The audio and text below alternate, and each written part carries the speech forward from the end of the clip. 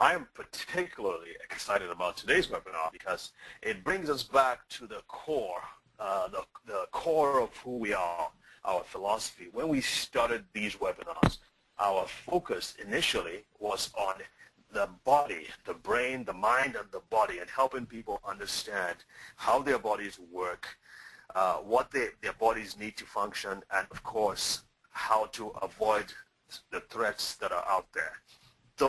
That was what we really, that was the main intention. But as we grew, as we began to serve people, we began to realize that there was more that people needed to understand, more aspects. But the core, the main thing that will help you as a person take control of your health is understanding how your bodies work and what your bodies need to function. And that's why, especially when it comes to the human brain, I think it's really important for us to understand how our brains work, because in the final analysis, it's the brain that controls the rest of the body.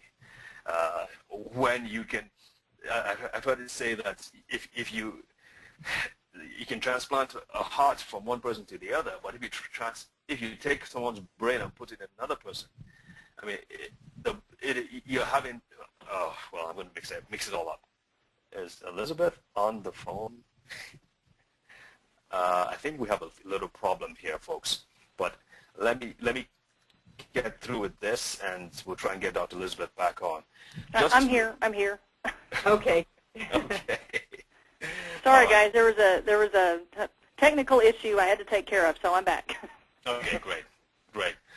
Just before I hand over to Elizabeth, to Sherry, to introduce Dr. Elizabeth, we're going to just to mention a few other resources that might be of interest to you that are in our online store. The Human Brain, Your Master Control System, and we just do an overview of the brain, what your brain needs to function. We maximizing your brain power and awakening your inner genius were done by Dr. Miles Jones, who is an educator. He basically raises geniuses. He goes to the inner cities and trains kids to be smart, and he knows a lot about the brain and how it functions. So if you are interested, you can go to the online store and get copies for yourself. Again, if you're a member, you get all these resources at half price. All right, Sherry, are you ready? I'm ready. Okay. I'm going to tell you a little bit about Dr. Elizabeth Owings. She is a medical doctor who has served as the chief surgical resident at the University of Alabama, Birmingham, a critical care fellow in the Department of Pediatric Surgery at Children's Memorial Hospital in Chicago, and a pediatric surgery fellow at Cardinal Glennon Children's Hospital in St. Louis. Wow. Her research into the use of vitamins, minerals, and other natural remedies took her through tens of thousands of articles and published research papers, making her truly an expert on natural therapies. And we are just so glad that she is joining us here tonight. Elizabeth, are you there? I am here. Can you hear me? Yes. David, we just switched. I apologize. I'm handing it over to you right now. Okay. One of those, and there we go. That should do. All right. Is that showing up okay? Yes, Perfect. it is. Great. And I feel I should talk. You may have heard my introduction and said surgery, pediatrics, but is this person a neurosurgeon? No, I'm not actually a neurosurgeon. And my interest in nutritional therapies started when I was doing my research, required research in general surgery. And I'd been sent to the medical literature to look up some information, answer a question basically for my mentor, and he gave me an idea of what sort of things to look for, and then turned me loose. And, searches then were the same as searches now. The better you get at asking questions, the more specific the answer will be. Well, I was really new to it, and I got a very broad range of answers and filtered through all of them looking for what he was looking for. Well, in finding the answer to his question, I kept tripping over information that was answering nagging questions that I had in my mind for years. And basically what I was finding was there was information of how amino acids or vitamins or minerals or basically optimizing nutritional situations could actually help people get better from situations I had been taught in conventional medicine they would be stuck with forever. And it really piqued my curiosity, and I actually alternated between enthusiasm and consternation that no one had told me these things before, because the information was right there in the medical literature, right next to all these studies about drugs and operations and other things like that. As I've gone through my training, that little resume that you heard covers well over a decade of training. I kept looking for more answers, and questions would come up, and I would be dissatisfied with what conventional medicine might have to offer, and would begin looking. And that's sort of what brings me to you here today with the information that I've got. I'm not a nerve or neuron specialist. I'm not a neurologist, but my interest in nutrition makes it it's just too tempting not to look into. So hopefully this will be interesting and useful for everybody joining us tonight. The first thing I want to mention is some paradigm shifts that have gone on in medicine, and it's important to look at these and understand these. You may remember the RDA, or Recommended Dietary Allowance, and of course they've changed the name and the concept several times. But basically, when we're talking about a nutritional deficiency, what we're talking about is, or how did they set up the RDA? The idea is 97% of those whose intake of any given nutrient is less than the RDA will demonstrate some sort of clinical deficiency. That's how they figured out what the RDA would be. Now, it begs the question, if for thinking people, you have to ask, what about the 3% who get the RDA but still have an obvious clinical deficiency? And what about subclinical states where people, it's not an obvious thing, it's not something that most physicians could pick up on, maybe they don't meet all the criteria for a nutritional deficiency, but the systems aren't working as well as they could because the nutrition isn't optimal. The other question, what about absorption? When you set the RDA where you set it, you're assuming everyone's absorption is optimal, and we now know clearly that's not the case. And there are many things that can interfere with that. So there's a paradigm shift here from looking at,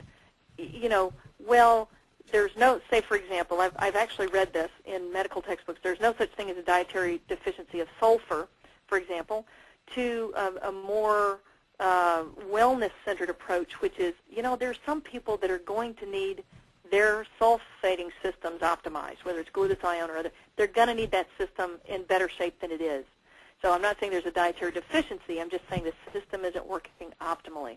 We have a system right now that some people call it a sick care system, or and that's a reasonable name, I think. And the concept is, well, you have a symptom, and a symptom may even have an ICD-9 code associated with it, or some diagnostic code, a DSM whatever, the little code books where doctors and insurance people look up a code and find out what that disease is. It may even have a number or a name or a letter or something given to it, but that doesn't mean that it's an unalterable thing. And once there is a symptom, well, you have to do an operation or get a pill or something. You have to control the symptom. And this has been going on for years. I remember I mentioned these nagging questions come down to the cause. Well, what's the cause? Many years ago, I was a student in medicine, and someone asked me about their high blood pressure. Well, that's one of the most common things a doctor is going to handle in his patients is high blood pressure. But the bottom line is conventional medicine, especially then, had no clue why most people had high blood pressure. We called it essential hypertension, primary hypertension, idiopathic hypertension. Anytime a doctor uses the word idiopathic, the easy way to remember what that word, $10 word, sounds incredibly impressive. The easy way to remember what it means is sort of, we're idiots and we don't know why it happens. And that's the truth for a lot of things that go on with people as they age. We don't know why. We've got a name for it. We may even, the pharmaceutical industry may have created a drug for it. We may have a procedure for it, but we don't really know why it happens. So the symptoms may get a disease. We may have to even get another pill for side effects. The new thought is, look, what if we gave the body what it needed to function optimally? And there's this concept of, well, good enough versus optimal. And this is, like I say, there's a difference between a deficiency state And that's an obvious situation, but maybe life is more of a spectrum. And if we need to optimize certain systems for people to work the very best, especially for their brains to work as well as possible, then maybe that's what we should be focusing on. The wellness industry is a relatively new thing in medicine. It's completely consumer-driven.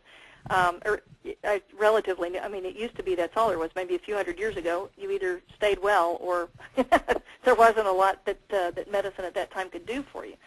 But this is a consumer-driven industry. This is driven by people asking, yes, but why? Yes, but why? Is there something we can do that's going to take care of the original problem rather than just give me a blood pressure pill and me know that I'm going to have to take blood pressure pills for the rest of my life?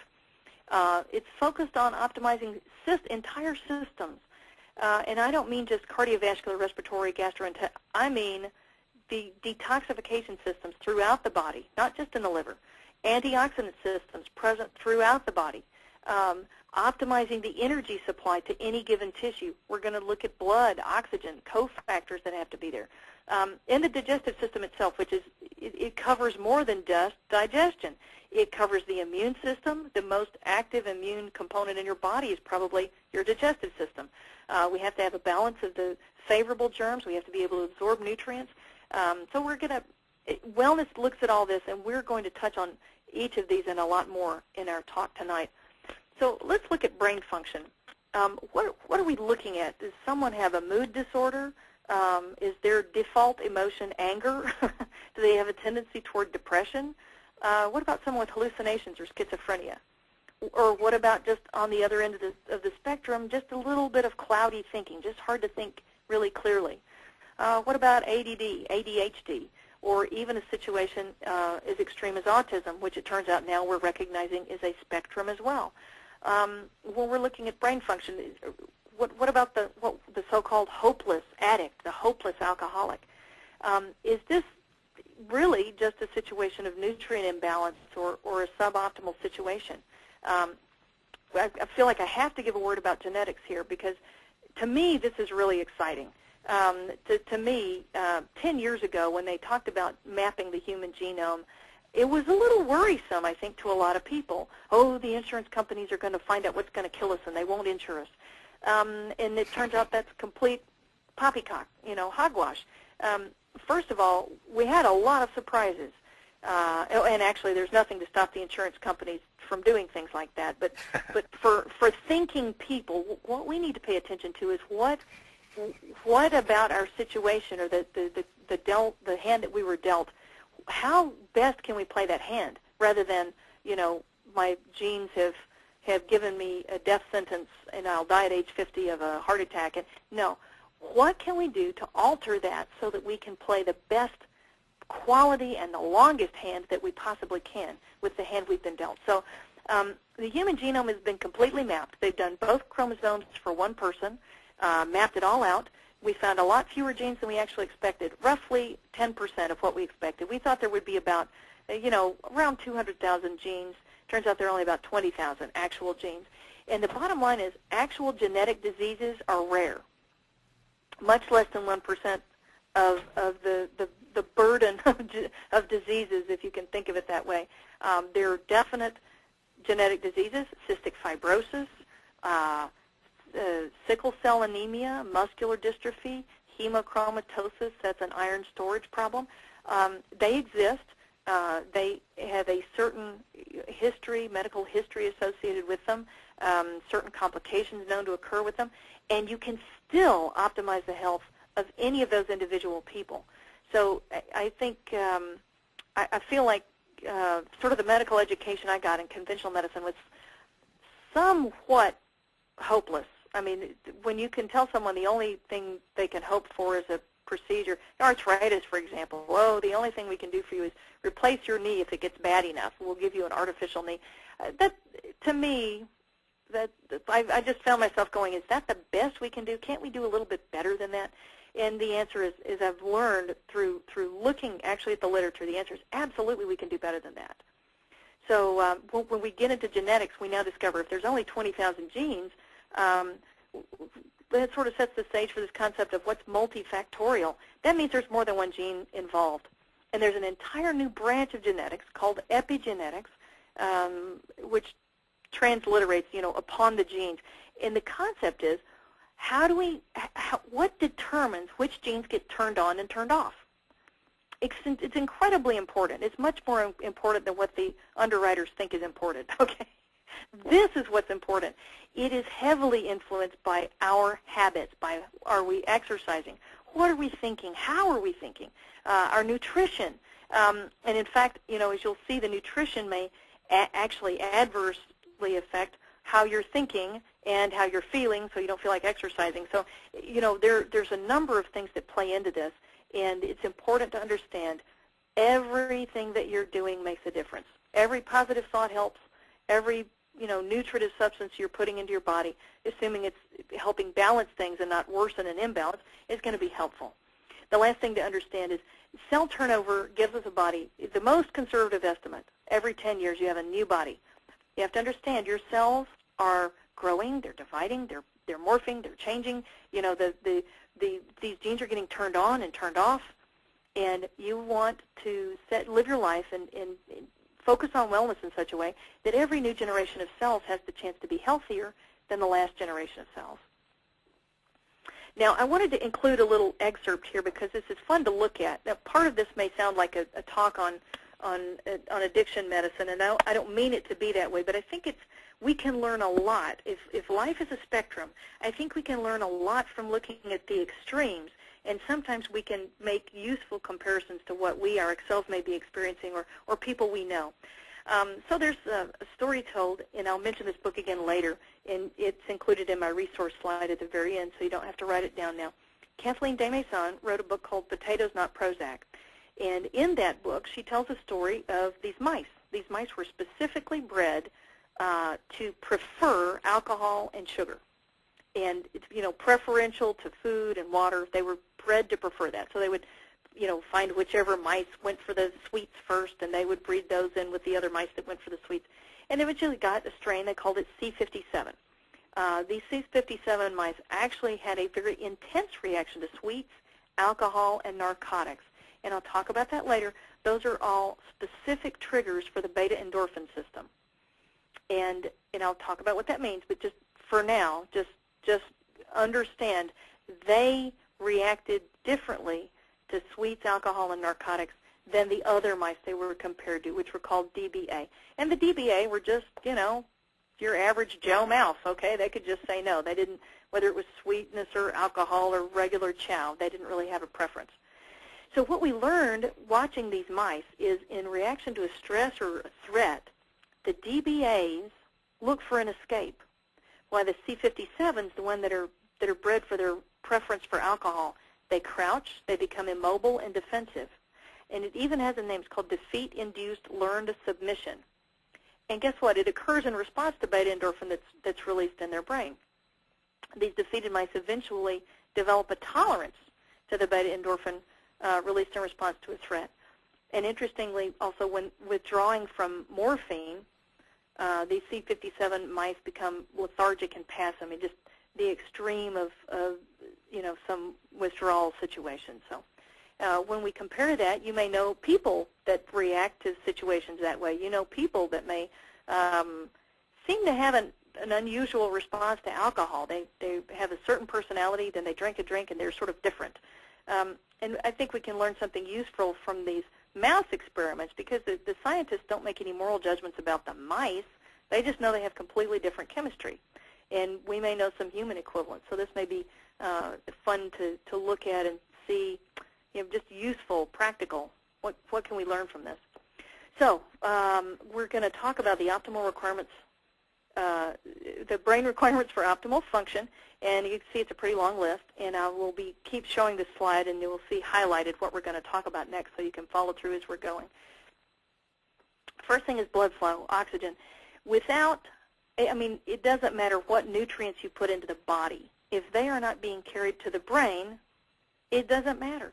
You have to have good blood flow, and the oxygen is going to have to be there too.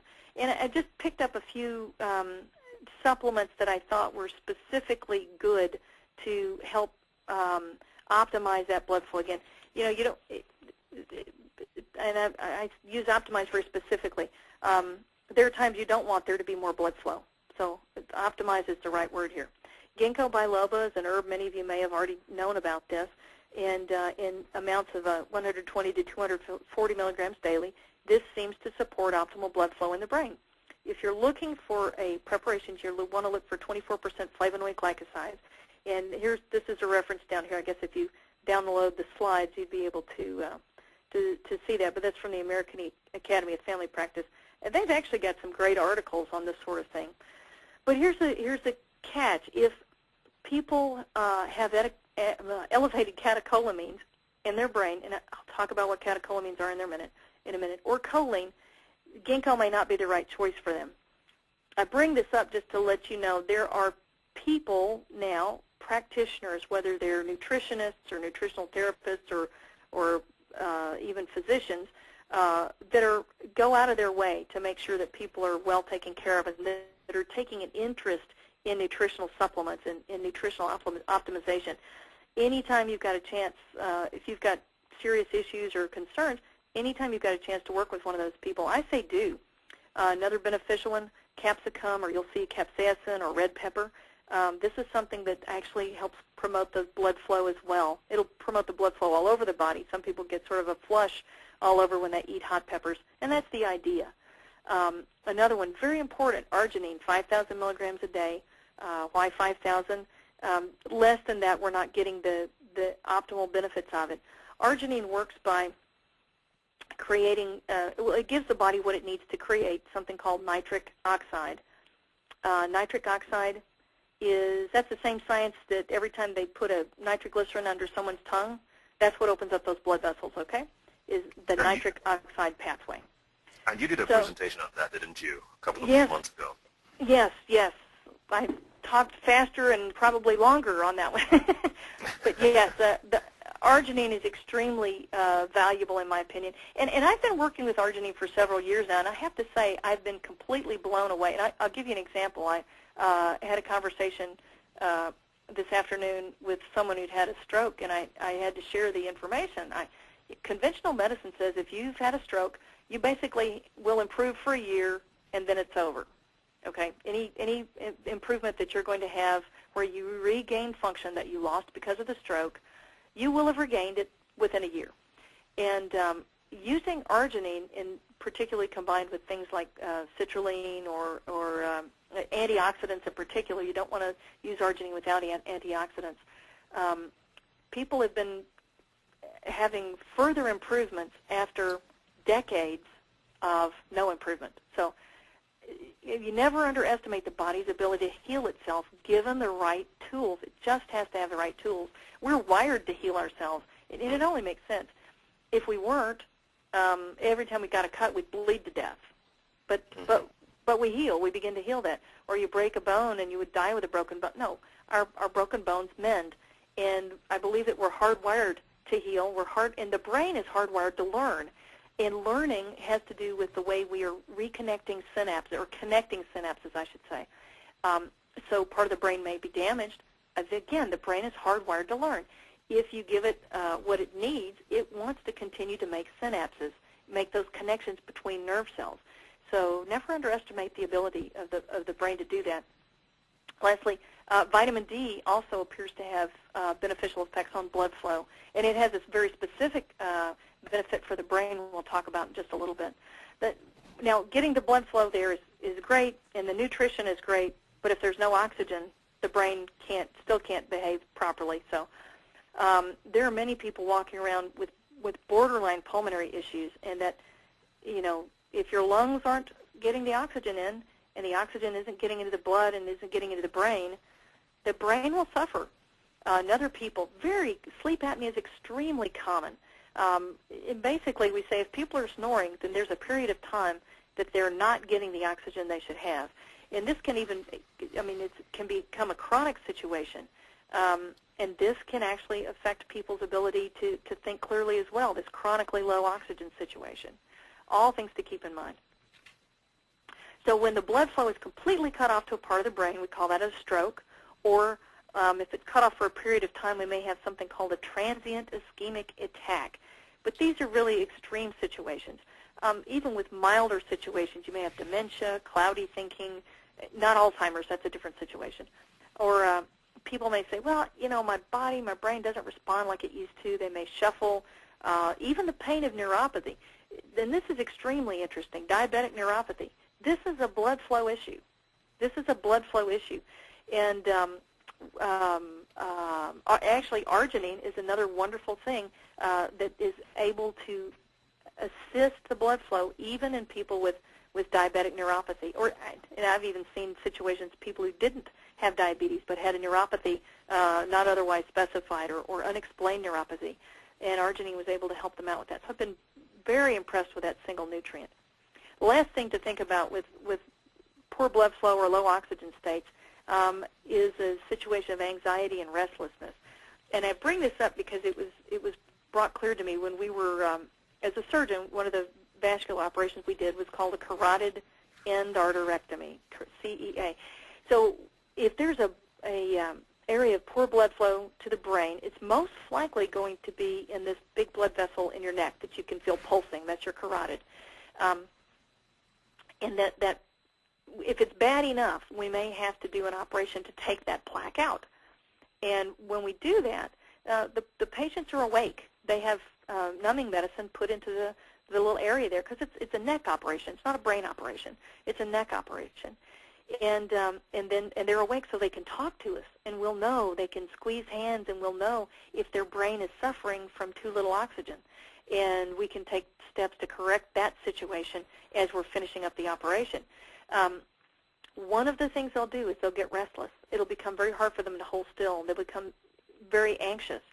And I've begun to wonder over the past few years how many of the people, you see them, you know their brains aren't working well, you're interacting them with the best they can, and they can't communicate clearly, they can't communicate some of the things that are going on, and there's this anxiety, this restlessness. And I've wondered if part of that might have been blood flow as well.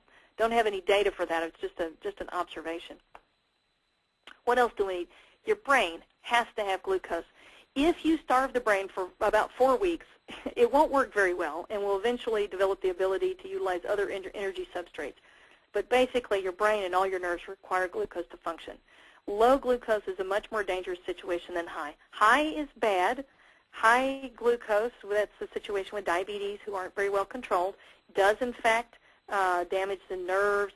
I mean, all of the, I should say, the side effects of diabetes that we know of, most of them are associated with what are called AGEs, advanced glycation end products.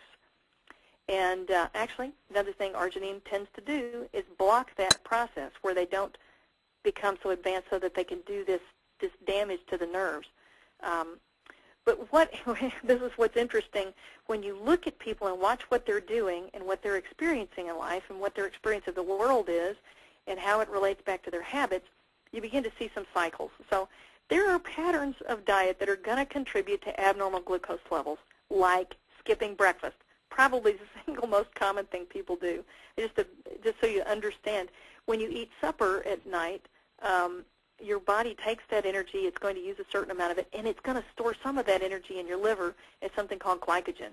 As you go through the night, the food that you've eaten is digested, it finally gets absorbed, your body's used all that up, it then begins to work on glycogen, which only lasts for 2 hours.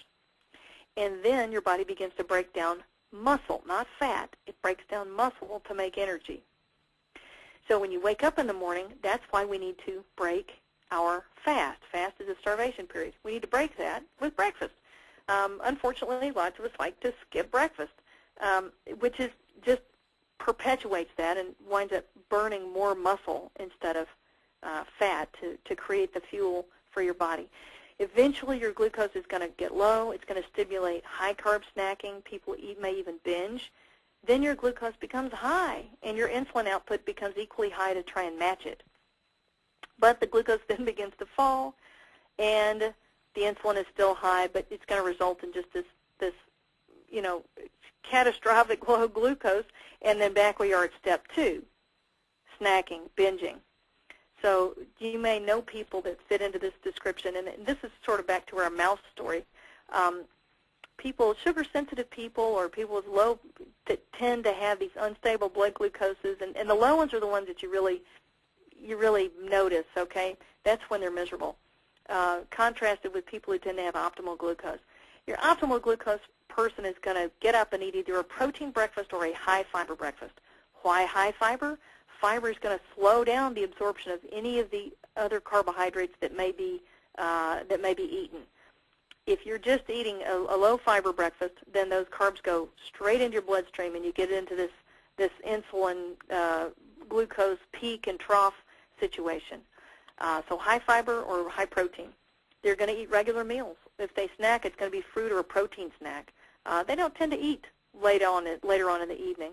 And when they wake up in the morning, they feel pretty good. Your sugar-sensitive person, your person is tending towards low blood glucose, they tend to skip breakfast, or if they eat it, it's a pastry, which is one of the worst things you can eat. It's bad for your glucose. It's bad for your lipids. It will drive your triglycerides through the roof, and it's going to drive that roller coaster ride of highs and lows with your blood sugar. They're going to tend more towards the binge and fast, or binge and skip a meal. When snack time comes around, they're going to eat. What are they going to have? Coffee and donut. And instead of going from miserable to normal, they may hit the frenetic side of things. This is the person who's up late eating snacks. Maybe they get up at 2 in the morning to eat their ice cream. And when morning rolls around, and this may not all happen in the same person, but you begin to notice these things in people after a while. They may feel very sluggish in the morning. They may feel hungover, even though they didn't have any alcohol. They may describe body aches. They feel like their whole body is made of lead, very heavy, very sluggish. This is all, diet associated, so far as I can tell. So the way someone comes across, someone with an optimal glucose most of the time is going to tend to feel energetic. They'll feel focused and relaxed. They'll have a clear mentation, good memory. When they're confronted with the problem, they'll tend to look for a solution. When it's time to do things, they set goals that are achievable. They tend to be even-tempered and appropriately happy and sad, not at the extremes. Your low-glucose, sugar-sensitive person, they're usually going to be tired, restless, distracted. They may tend to get confused easily, forget things, very easily frustrated. When they're confronted with a challenge, they just decompensate, okay? And instead of setting achievable goals, they may be grandiose. Your low-glucose person is this is the person that says, I'm going to clean the house every Monday for the rest of my life. Well, I mean, that's pretty far out there. Whereas the contrast, I'm going to get a trash bag and collect all the trash from the different rooms in my house. That's a very achievable goal. This is someone that's not going to be frustrated by setting goals that no one could achieve. Your low-glucose person may tend to be more irritable, may pop off, just may be even volatile, or the extremes of happiness and sad, giddy to tearful. So these are all things to look for. And glucose is not the only thing associated here. I'm trying to paint with broad strokes a picture of how someone may look if they're really sensitive to sugar and what it does in the body. And I'll talk about what it does in just a second. Dr. Elizabeth, quick question. Yeah.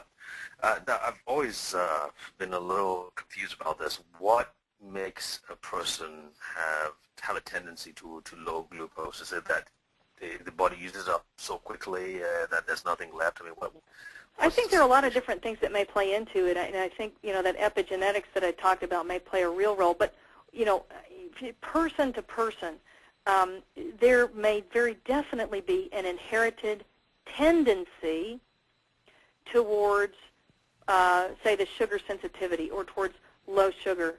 And the high sugar things that we tend to eat in our society make it much, much worse. That's why I'm sort of maligning the coffee and donut approach and the pastries, because that actually drives the roller coaster. And it's rough. Actually, one of the things that's come clear out of some of these, I call them prudent carbohydrate diets, things like not Atkins, that's a bit extreme, but the South Beach diet. We're learning one of the things that these simple carbohydrates do is drive hunger. They make us hungry. And so we're actually driving the roller coaster when we eat some of these simple sugars, or the Otis Spunkmeyer muffin. And don't get me wrong, I love those things, but I recognize what I'm doing when I'm eating it. And if it's, it's a once-a-year treat. That's not something that, that I go looking for. Well, while there are people that are eating, they'll have one of those muffins for breakfast, and then there's a donut for a coffee break, plus the cup of coffee, and then in the afternoon there's some other a soda. I think most of our calories, we now know in America, most of our calories come from soft drinks. So that again, that's going to drive that roller coaster. There goes our sugar through the roof. There goes our insulin up to chase it, and then we bottom out again. So I don't think it's any one thing, but it's certainly there may be an inherited predisposition plus a bunch of really bad habits that we can change. Right. Does that help? Yes, it does. Thanks. Okay. Sleep. Now, sleep is necessary for the body. You have to let your body repair itself, as well as giving it what it needs to repair itself. You have to give it the chance. Synthesis of growth hormone. As we age, we know we produce less and less growth hormone, and the key to that is you have to be sleeping. It pretty much you don't make it while you're awake. Sleep deprivation is responsible for traffic accidents, miscalculations. Sleep deprivation is pretty impressive. They've done studies. They'll do driving simulation, and they'll give one group escalating doses of alcohol and have them do the driving simulation test, and they'll give the other group, they'll make them sleep deprived with escalating quantities of sleep deprivation, I guess, if you could think of it that way. And the ones with the alcohol not only do better than the ones that are sleep deprived, the ones with the alcohol at least respond appropriately. Some of these driving simulation situations, you actually might hit a pedestrian. They're appropriately not happy about it. The people that are sleep deprived are laughing. So sleep deprivation is a serious situation and definitely something to be avoided. We have to allow the nerve receptors to rest so that they can respond normally to neurotransmitters present at normal levels. This is going to support learning. It's going to support emotional stability. This is documented. Sleep deprivation causes daytime sleepiness, clumsiness, weight gain, and in laboratory animals it's going to cause brain damage and death. The other thing, and this is, if you think about it, this makes sense if you've ever been sleep deprived yourself, you can't put events in their proper perspective. This is going to be someone who's going to tend to overreact to things just because of the sleep deprivation. So how much do we need? The longest life is associated with people who sleep 6.5 to 7.5 hours nightly. So what's right for you? Well, you want to awaken refreshed. You want to have minimal daytime sleepiness or grogginess. And I just can't help but put this factoid in there. We also know the least heart attacks. Heart disease, heart attacks, the number one killer. Least heart attacks among those who take an afternoon nap. So a lot of people may need that 20-minute recharge or power nap or something.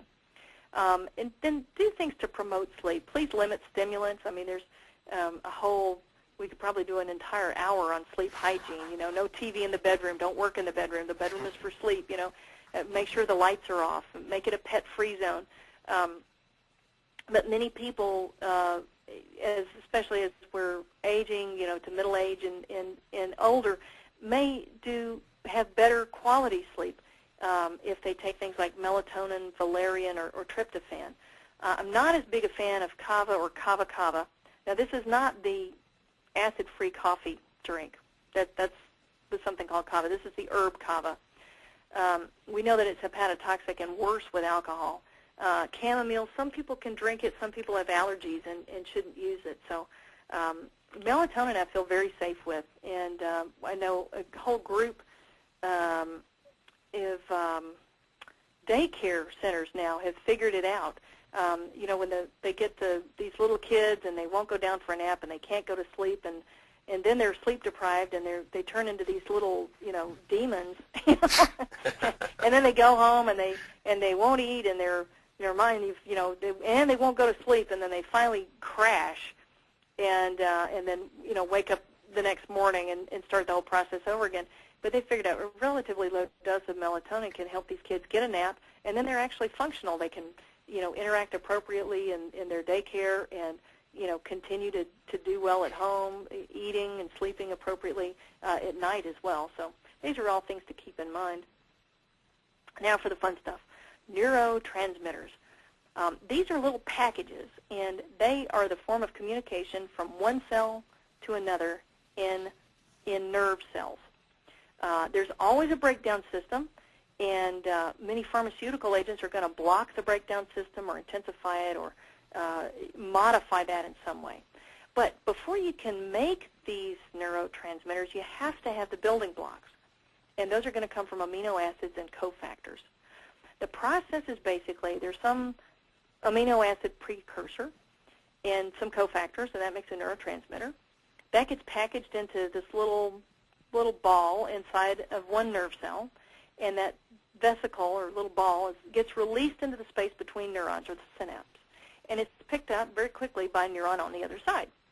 And it tends to be either taken back up into one of the cells or broken down with enzymes. So the steps that can be changed or modified are providing more precursors, or more of the specific amino acids you need, more of the cofactors required to create the neurotransmitter. You can change how it's released into the space between the neurons. Calcium channel blockers are an example of something that's going to change that. It may be picked up by the neuron on the other side. And then the enzymes that break it down or taken up, take this neurotransmitter up, can be altered as well. And an example is going to be, they're called specific serotonin reuptake inhibitors. That's an example of this, and that would be something like Prozac is an example. So there also, we have to understand there's some internal regulation. Let's just say that there's all this neurotransmitter is being released. The body has systems whereby it down-regulates or decreases the number of receptors. And that's why, even though people may improve on medications like Prozac, we have to continually increase the dosages because there are fewer and fewer receptors for that serotonin to hit. The other situation, that's my little lady, she's just basically trying to plug her ears. Too much information. So she's going to down-regulate her receptors.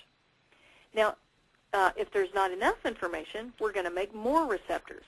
And this is the body's natural response. If it thinks there's too little serotonin or too little beta-endorphin, it will tend to try and turn up the volume, okay? It's going to make more receptors. They won't be bigger, like Will Smith's ears here, but there'll be more of these receptors.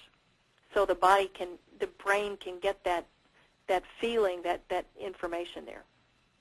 Does this also work with insulin and downregulation of to responsivity to insulin, for instance? Let me think about this. One of the reasons that I've been taught.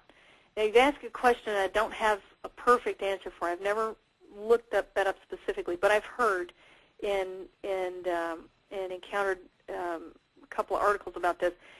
Is one of the reasons.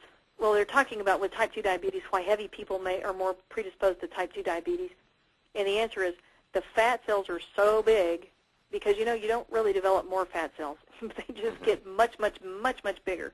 They're so big, the receptors are spread so far apart, there's not enough insulin to bounce off them.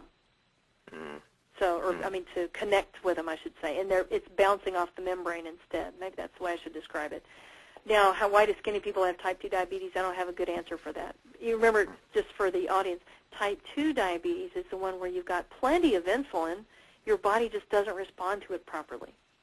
Whereas type 1 diabetes is the one where there's not enough insulin. The pancreas does not make nearly enough insulin. So, I don't think it's such a downregulation. But now that you've asked it, now I'm going to have to go look it up. Can't do it now. I'll have to look it up, though. Now, withdrawal is a situation when an addictive substance is withdrawn from a body that's addicted to it. The body screams for it. People may become irritable. They may have a headache, diarrhea, joint pain, flu-like symptoms. It almost sounds like it sounds like my hangover from my sugar high that I got from eating half a gallon of ice cream. Or not me personally, but in the example I gave a little while ago of these sugar-sensitive people. And this withdrawal situation is why you can't abruptly stop certain medications. Effexor is one example. Now, when you take it away, you'll feel terrible, and then when you resupply it, you feel better for a while. But one of the things we know about, sort of the addiction medicine is that that only works for a while because there was a feedback loop that created a problem there in the first place. So you have to do certain things to try and break that cycle. Now, we all have the most incredible pharmacy in the known universe is located between the ears of every person listening to this. Your internal pharmacy makes serotonin, beta-endorphin, epinephrine, dopamine, acetylcholine, GABA, histamine. There's a whole slew of them. And what we have to understand is those substances are responsible for our mood, for our learning ability, for our ability to focus, for coordination. These are all going to play a role in how we're able to relate to other people in our relationships, as well as physiologic functions throughout the body like heart rate, blood pressure, blood glucose. This is an incredibly powerful engine, I guess, making these. And they're also responsible for making all our moods. There are only 63 here. Probably, if you thought about it, you could think of another 40 different moods. I mean, we're more than just happy, sad. We can be embarrassed. We can be guilty. We can feel proud or peaceful. We can feel bored or bashful. I mean, there are 1,000 ways that these things put together and fit together to allow us to feel what we're feeling. So now this is complicated. I don't want you to memorize it, please. The point is, for the neurotransmitters in this column on the right, tyrosine, dopamine, norepinephrine, acetylcholine, serotonin, histamine, GABA, for these neurotransmitters, you have to have a precursor and nutrients. We'll talk about the nutrients in a little while, but the precursors, the main thing to notice is that these are basically amino acids, phenylalanine, tyrosine. Tyrosine is made from phenylalanine. Phenylalanine is incredibly important because from this tyrosine we get things like dopamine, norepinephrine, epinephrine. Choline is turned into acetylcholine. Tryptophan is turned into serotonin. Histidine, glutamic acid, all these things are incredibly important. And where do amino acids come from? Protein. So it's going to be very important if you've got issues, you want to make sure you've got, all your neurotransmitters are going, you may have to supplement specific amino acids. But the most important thing is to make sure that you've got the protein going into your body every day so that your body can do the work. Oops, wrong one. There we go. So things to keep in mind. Yes, you have to have the amino acids. They come from proteins. You must have the cofactors. If the cofactors are not optimized, it doesn't matter how much of the amino acid you have. It won't. It doesn't. Your body can't do it. You have to have the cofactors. Some people, glutamate can be adversely stimulating. I'll talk about that a little bit more in a minute. Phenylalanine is the one made into tyrosine, which is turned into dopamine, norepinephrine, and epinephrine. But remember, there are people out there with phenylketonuria. Most of them are going to know it. Most of the states have screens, mandatory screening of newborn babies to find this condition, because if we don't treat it properly, then we basically have to, the state has to take care of a permanently severely retarded child. So most states are going to screen for this, and they're going to, when they find this, they're going to be treated very, very specially with a diet that has no phenylalanine, except for the very small amount that your body needs. Because when you get that phenylalanine, they can't always process it correctly, and it can cause damage. So that's why I just recommend people work with a healthcare practitioner who can guide you correctly to get the right stuff. Choline, another very important substance, but it may be high in some cases of schizophrenia. So that's why I say work with somebody if at all possible. So how are we going to produce the best? First, let's talk about serotonin, what it is. Well, this sounds wonderful. When your serotonin is going, you are mellow, you're at peace with the world, you have self-control, you have impulse control, you're able to plan, your planning ability is great, and it's no surprise drugs like ecstasy and cocaine are so popular. They're going to trigger the serotonin to be released. Another thing, these selective serotonin reuptake inhibitors, the ones that are going to leave more serotonin there to fire on those receptors. It's a multi-billion-dollar industry, and that's your list. Prozac, Zoloft, Paxil, Effexor, Celexa, Lexapro, Luvox, all these medications specifically try and let there be more serotonin there to pick up. But what's going to happen? If we downregulate those receptors, which your body is likely to do, to try and achieve that balance, then you're going to be in a situation where you're going to need more and more of these. Serotonin is made from tryptophan and vitamin B6. What happens if we've got someone with a low serotonin system? They just don't have enough serotonin. They may be impulsive, and I mean impulsive in any aspect of their life. Not everyone will have all of these aspects, but these are the possibilities.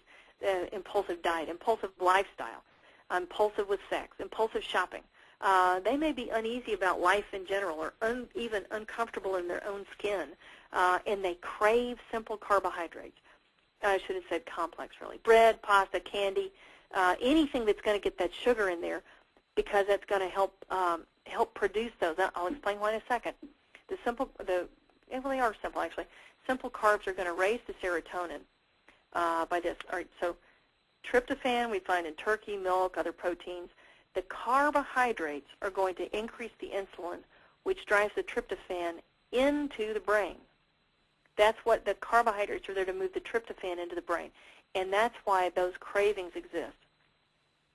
I know, it's like, how do we put all this together? There's a book I'm going to refer you to that I think it explains it very well. Beta-endorphin, it's a painkiller. Endorphin, morphine, they all fire on some of these similar receptors here, okay? There are millions of people that are in chronic pain here in the United States. Most of them are on medications for their chronic pain. Most of them are on narcotics for their chronic pain. If you go to India, there may be millions of people in chronic pain. They're not on narcotics. Most of them are actually just walking around experiencing life, and they're pretty happy even though they have chronic pain. What's happening is their beta-endorphin system is firing, and it's one of those things after a while with chronic pain, you actually begin to fire this beta-endorphin and release it so you can actually tolerate it. But this beta-endorphin is also associated with a sense of well-being, euphoria. It's going to ease emotional distress, increase self-esteem. This is where we get the runner's high, is all beta-endorphin.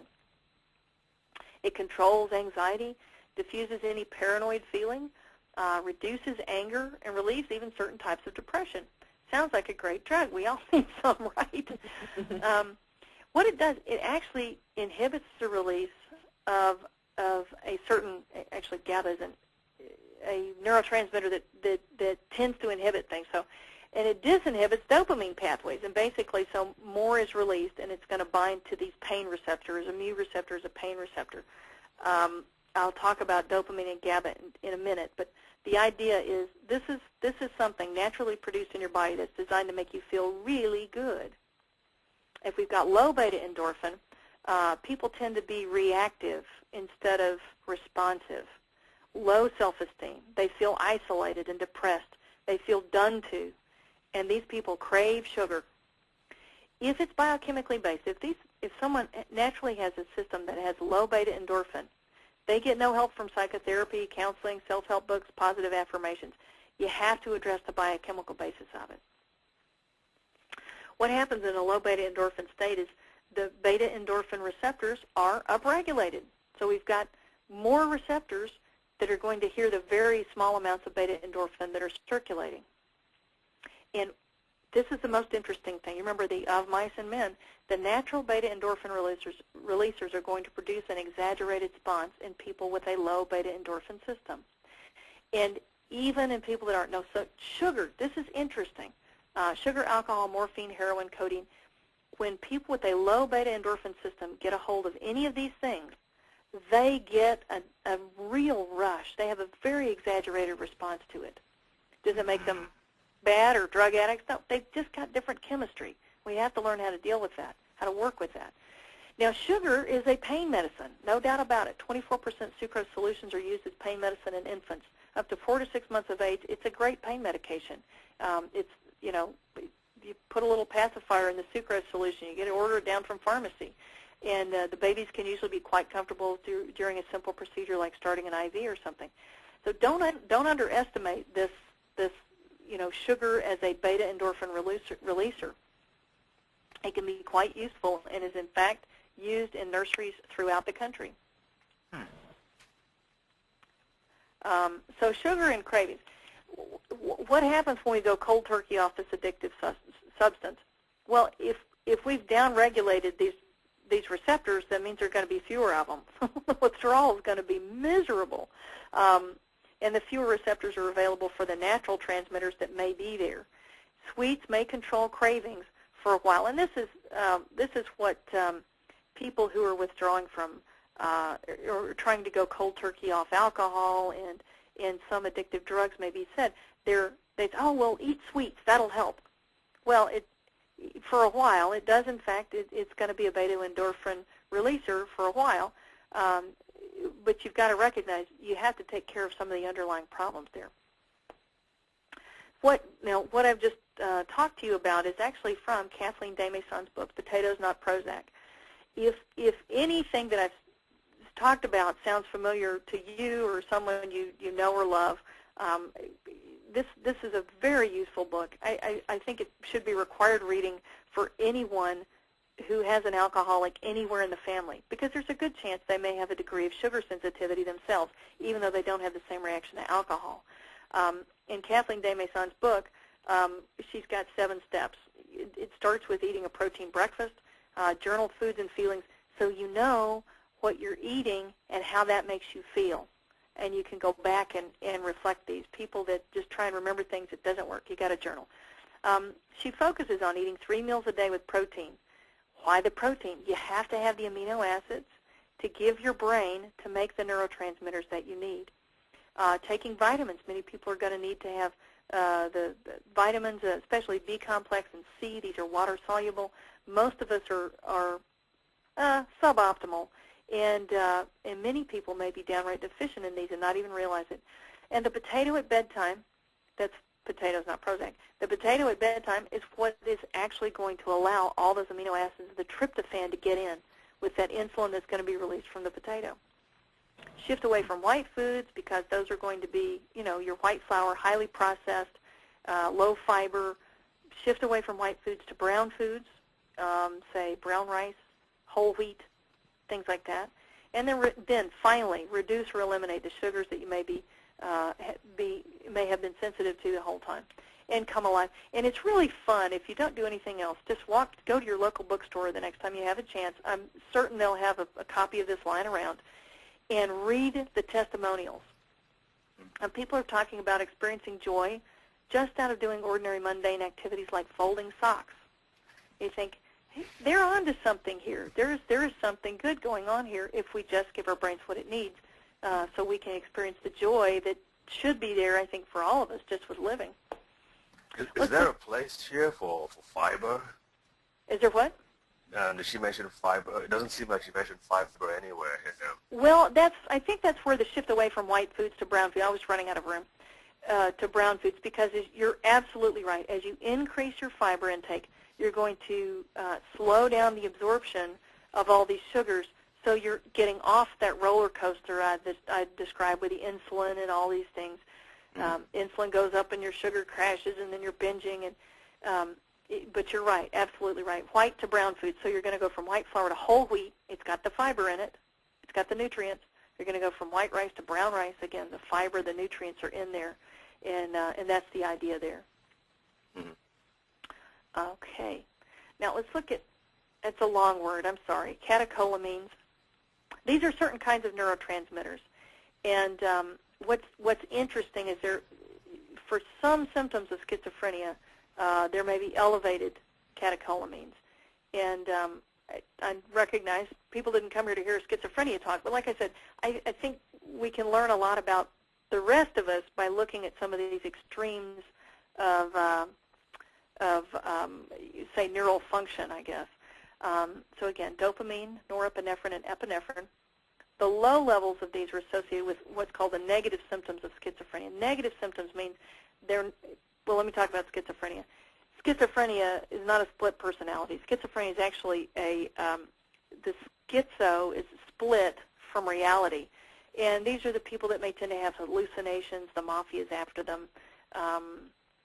Aliens contacted them. And they may have racing thoughts, can't control their thoughts. They're hearing voices. They may be seeing things. Negative symptoms, though, it's still possible to be schizophrenic without those. They have very few thoughts.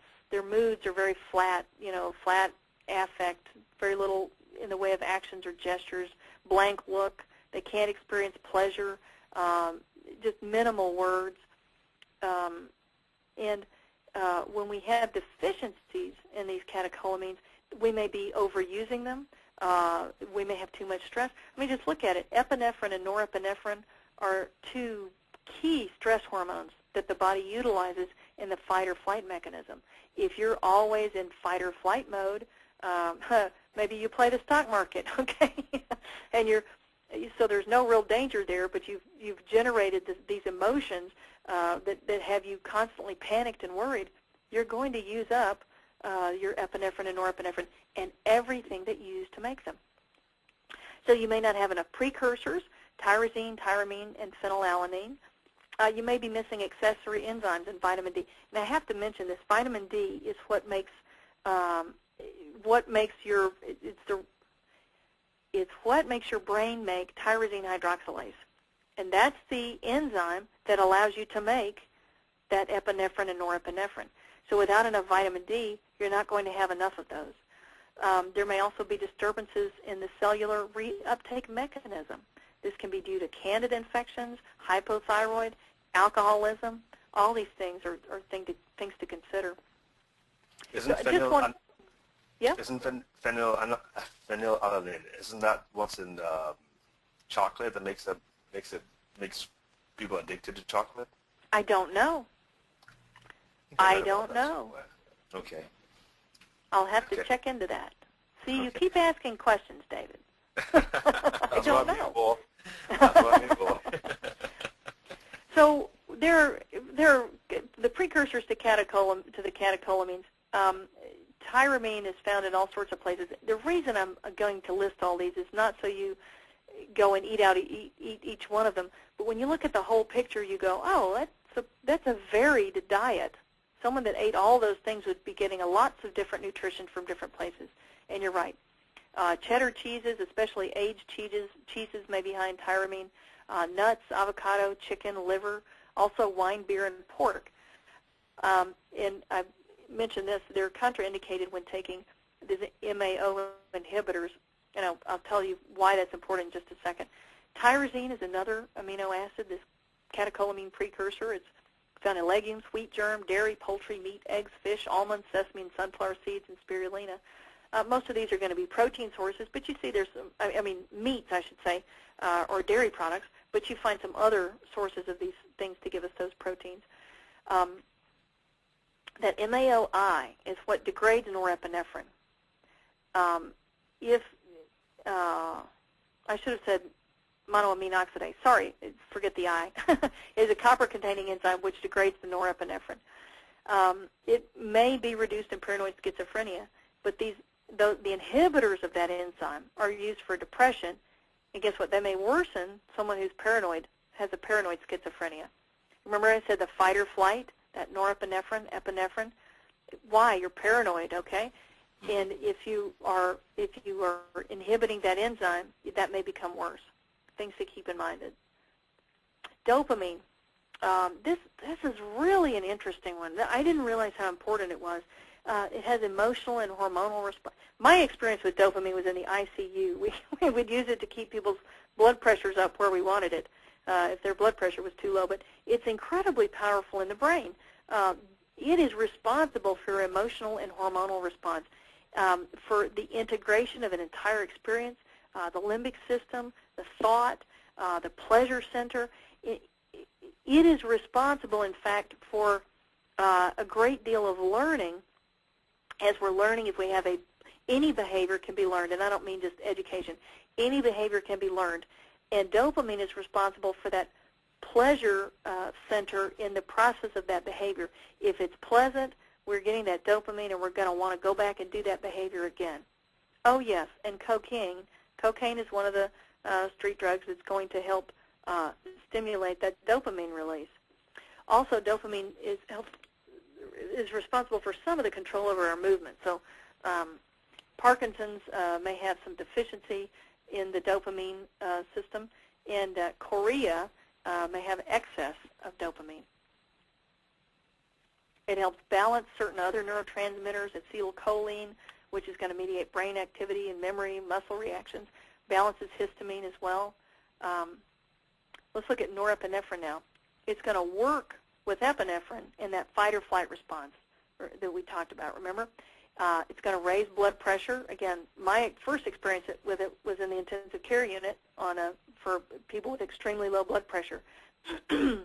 But what does it do? It increases attention and focus. So people with ADD may be on something called Strattera, which is a selective norepinephrine reuptake inhibitor. And what that's doing is allowing that norepinephrine to stay in the space a little while longer so that it has more of a chance to act. And you remember what we said about downregulation. Since the norepinephrine is there, it's going to tend to downregulate some of these receptors. So that's why we give, for so many of these medications for kids with attention deficit, they need a drug holiday so that their brains can learn to react to the normal amounts of neurotransmitters. So they're upregulate some of those receptors again, and then the medication works better when you start it again. Norepinephrine also elevates mood. The tricyclic antidepressants specifically are going to help inhibit that breakdown. Oh yes, and our friend cocaine is something else that's going to help that norepinephrine. Excuse me. And you know how the people who take cocaine say, well, I just after the first high, every other high is an attempt to recreate that high, but the norepinephrine has left them feeling completely in control and completely focused, and like they can, understand anything now. And that's a bit of an exaggeration, but that's now, if you understand what norepinephrine does, you can see why they might feel that way. Is that why some people get really creative on cocaine? Oh, yeah, it could very well be. That's my favorite. Brief aside, my favorite jazz musician was Bill Evans, and the jazz critics always said the worst thing that happened to him was when he switched from heroin to cocaine. And you can hear the music very clearly, the difference in his music. The heroin music was just this very, laid back, sort of dark, smoky bar jazz, just very soothing, and it might have been upbeat at times, but it's very, very contained, and overall you might say laid back. When he switched to cocaine, it was night and day. It was what we call diarrhea of the fingers. All right, notes, just 1,000 notes in a solo now instead of say 100 very well placed ones. Just never stop, just this frenetic music, and he would even put track on track on track. He would do, instead of it was very popular in the 70s, some early 80s. They would do, someone might do a piano duo with themselves. So that's, I'm playing the piano, and then I'm going to record over that track with another piano. And then, no, he did a trio. He recorded over it again with a third piano. That's cocaine. That's cocaine, no doubt. Oh, my goodness. Acetylcholine. So if you have to listen to Bill Evans, look for the heroin Bill Evans. Acetylcholine. It's made from choline. Choline's found in eggs, salmon, potatoes, oats, brewer's yeast, soy, legumes, whole grains, and avocado. Again, you look at the list and you go, oh, I need to eat a balanced and varied diet. It's sometimes easier said than done. Supplements, if you choose to supplement, you might use lecithin or choline citrate. DMAE is best, and I forgot to delineate what it stands for, and I don't remember anymore. But that allows the free choline to enter the brain. That's your best choice for a supplement. Low levels may of acetylcholine, people may have memory problems, incoordination, confusion, depression. You can see, I start to sound like a broken record because all of them are very important. They all may be associated with poor memory, depression, confusion. Now, if we have too much acetylcholine, irritability, hypervigilance. So this is someone that can't get to sleep. They're, every little sound, and they're looking to see what it is. Also associated with seizures, asthma. Some psychoses may have an association with too much acetylcholine. Deficiencies are associated with allergies, malabsorption, low thyroid, adrenal problems, liver problems. So you can see if you're going to get the brain to work properly, you have to make sure you're absorbing things properly. I'll talk about hormones in a few minutes, and the other organs are able to work optimally as well. GABA is an inhibitory neurotransmitter. If every message your brain sent from point A to point B went through without something to temper it and tone it down, you wouldn't be able to control your thoughts. You wouldn't be able to control your emotions. So the entire body works just like muscles work in pairs. Your biceps and your triceps work together so you can have a smooth, coordinated movement. The same sorts of things happen in your brain. Not exactly, but it's close enough. It's a good enough analogy. Low levels may be found in depression, some mania, seizures, and really in aggression. Now here's what's interesting. Glutamate is a precursor for GABA, but if you supplement glutamine, it doesn't assure that you're going to get adequate levels. Not only that, some schizophrenics already have an elevated glutamate to GABA ratio. So what do? What we find is if we're supplying those cofactors that I said are so important, B6, taurine, manganese, then the body gets to figure out what it needs. And that's probably, we'll be getting to the micronutrients in just a minute. Taurine is also an inhibitory neurotransmitter. It's the second most abundant amino acid in the brain. It augments the effect of GABA. It's going to suppress the norepinephrine, acetylcholine, the glutamic acid. And one treatment for seizures includes GABA and B6 because it helps stabilize the cell membrane that's causing those seizures to begin. Glutamic acid is the most common neurotransmitter in the brain. It is excitatory. It's also a fuel substrate, so it can be an energy substrate. It's going to allow the removal of ammonia and other toxic waste from the brain. It's got an extreme role in learning. If we've got too much, though, we may have hyperactivity, agitation, mania. Autism may have an association with too much glutamic acid, schizophrenia. And this is neat. Glutamic acid, we want to be protected from too much. We have to have enough magnesium and enough zinc. Magnesium is far and away the most common mineral deficiency of people, I say walking around people. If you go to the hospital, it's even worse. Magnesium deficiency is extremely common. We're just not getting enough of it. Zinc is also, men have a much higher need for zinc than women do, and they're much more likely to be deficient in my experience. So it's another thing to take into account when you're looking for your nutrient supplements. Be sure you're going to get plenty of zinc. To protect, again, from this damage of antioxidants, with glutamic acid, you want plenty of antioxidants, coenzyme Q10, vitamin C, vitamin E, and you want to be able to maintain the blood-brain barrier with essential fatty acids. And most of these mixtures are going to have omega-3s and omega-6 fatty acids, and that's the best. The people that need these for their brain need both of them.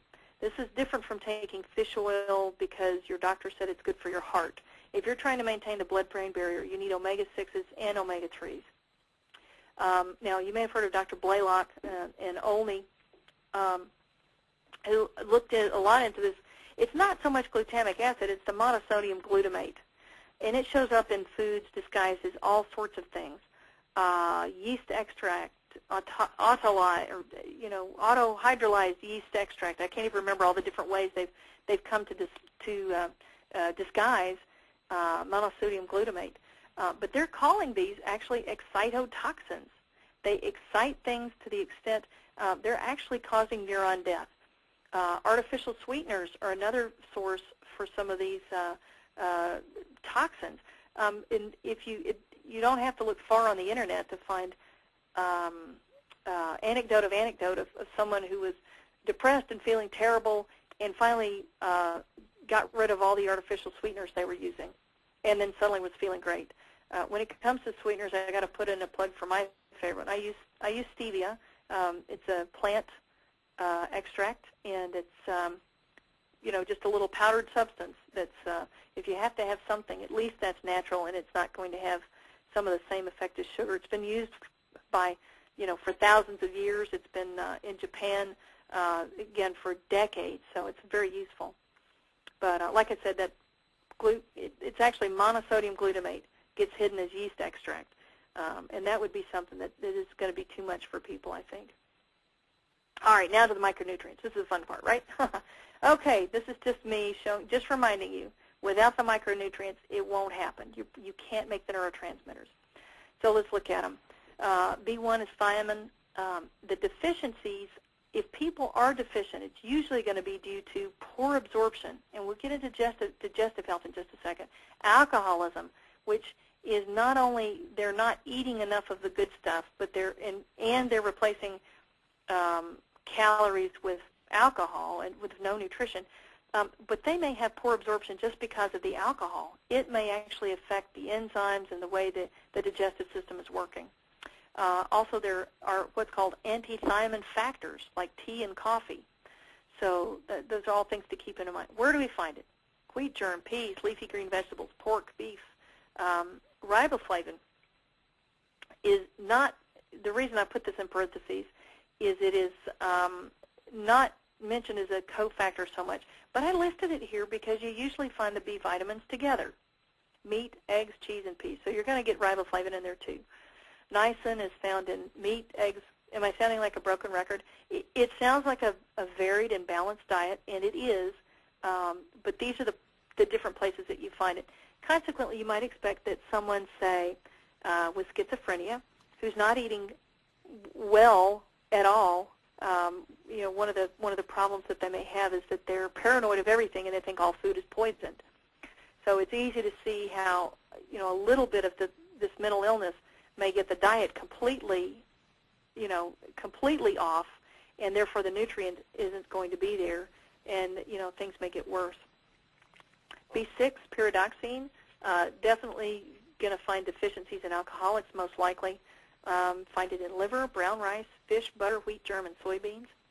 Cobalamin. Deficiencies are much more common as we age because we're not making the factor, it's called intrinsic factor, that allows us to absorb the cobalamin. Atrophic gastritis is another example. Also vegetarians. Unfortunately, the only B12 sources are meat. There really aren't any vegetable sources. The vegetarians who choose to supplement are usually going to be taking something considered synthetic but works pretty well called cyanocobalamin. And it does well enough for most people. The people that are severely deficient in B12 are going to need injections, though. And there's no getting around it. But the response can be very, very quick if permanent nerve damage hasn't been done. But B12 deficiency, this is the one that if you don't get it, it can give you permanent nerve damage to brain and peripheral nerves.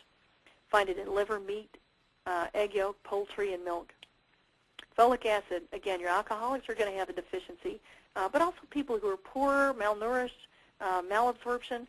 Folic acid is found in leafy green vegetables. And, in the South, when I think of poor people, everybody has some greens growing in their yard, mustard greens or turnip greens, and they're nice. They sort of self-seed themselves. But I think that's rare. I think people that are living in the inner city, if they're poor, the only thing that they can get is processed food. That's the only thing they've got access to. And it's typically going to be very low in folic acid.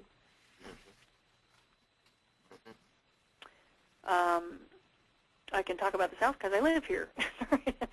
Now, biotin. There's no RDA for it. It's found in many foods. It's also produced by intestinal bacteria, but it's incredibly important. It's important in the production of fatty acids, the metabolism of fats and amino acids, and energy production, as well as being that cofactor for producing some of the neurotransmitters. Vitamin C, I think we all know we're going to find that in citrus fruits, berries, sauerkraut, calf liver. And vitamin D, I did put it in here. Deficiencies are incredibly common. 1 billion people deficient worldwide.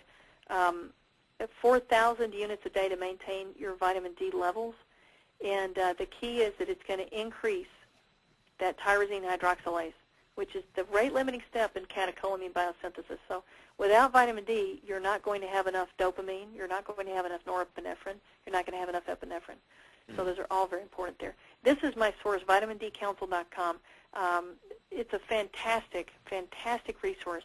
They're not selling anything except information on vitamin D. And this is where I got my current, modern, up-to-date education on vitamin D, because what I learned in medical school, and probably what they're still teaching in medical school, is definitely out of date. And this 200, 400, 600 units of vitamin D is laughably, pathetically small. Right. So we're learning we actually need a lot more than that. I didn't know it had so many uses, really. I didn't know it had so many. I mean, I'm sure that's still being taught in medical school that vitamin D is basically for the bones and for what else? I mean, still. It tells your intestine to absorb calcium, and it tells your body to put the calcium in the bone. That's all I learned. But right, so we talked about tyrosine hydroxylase. It helps regulate blood pressure. It turns on and off. Actually, 10% of those genes.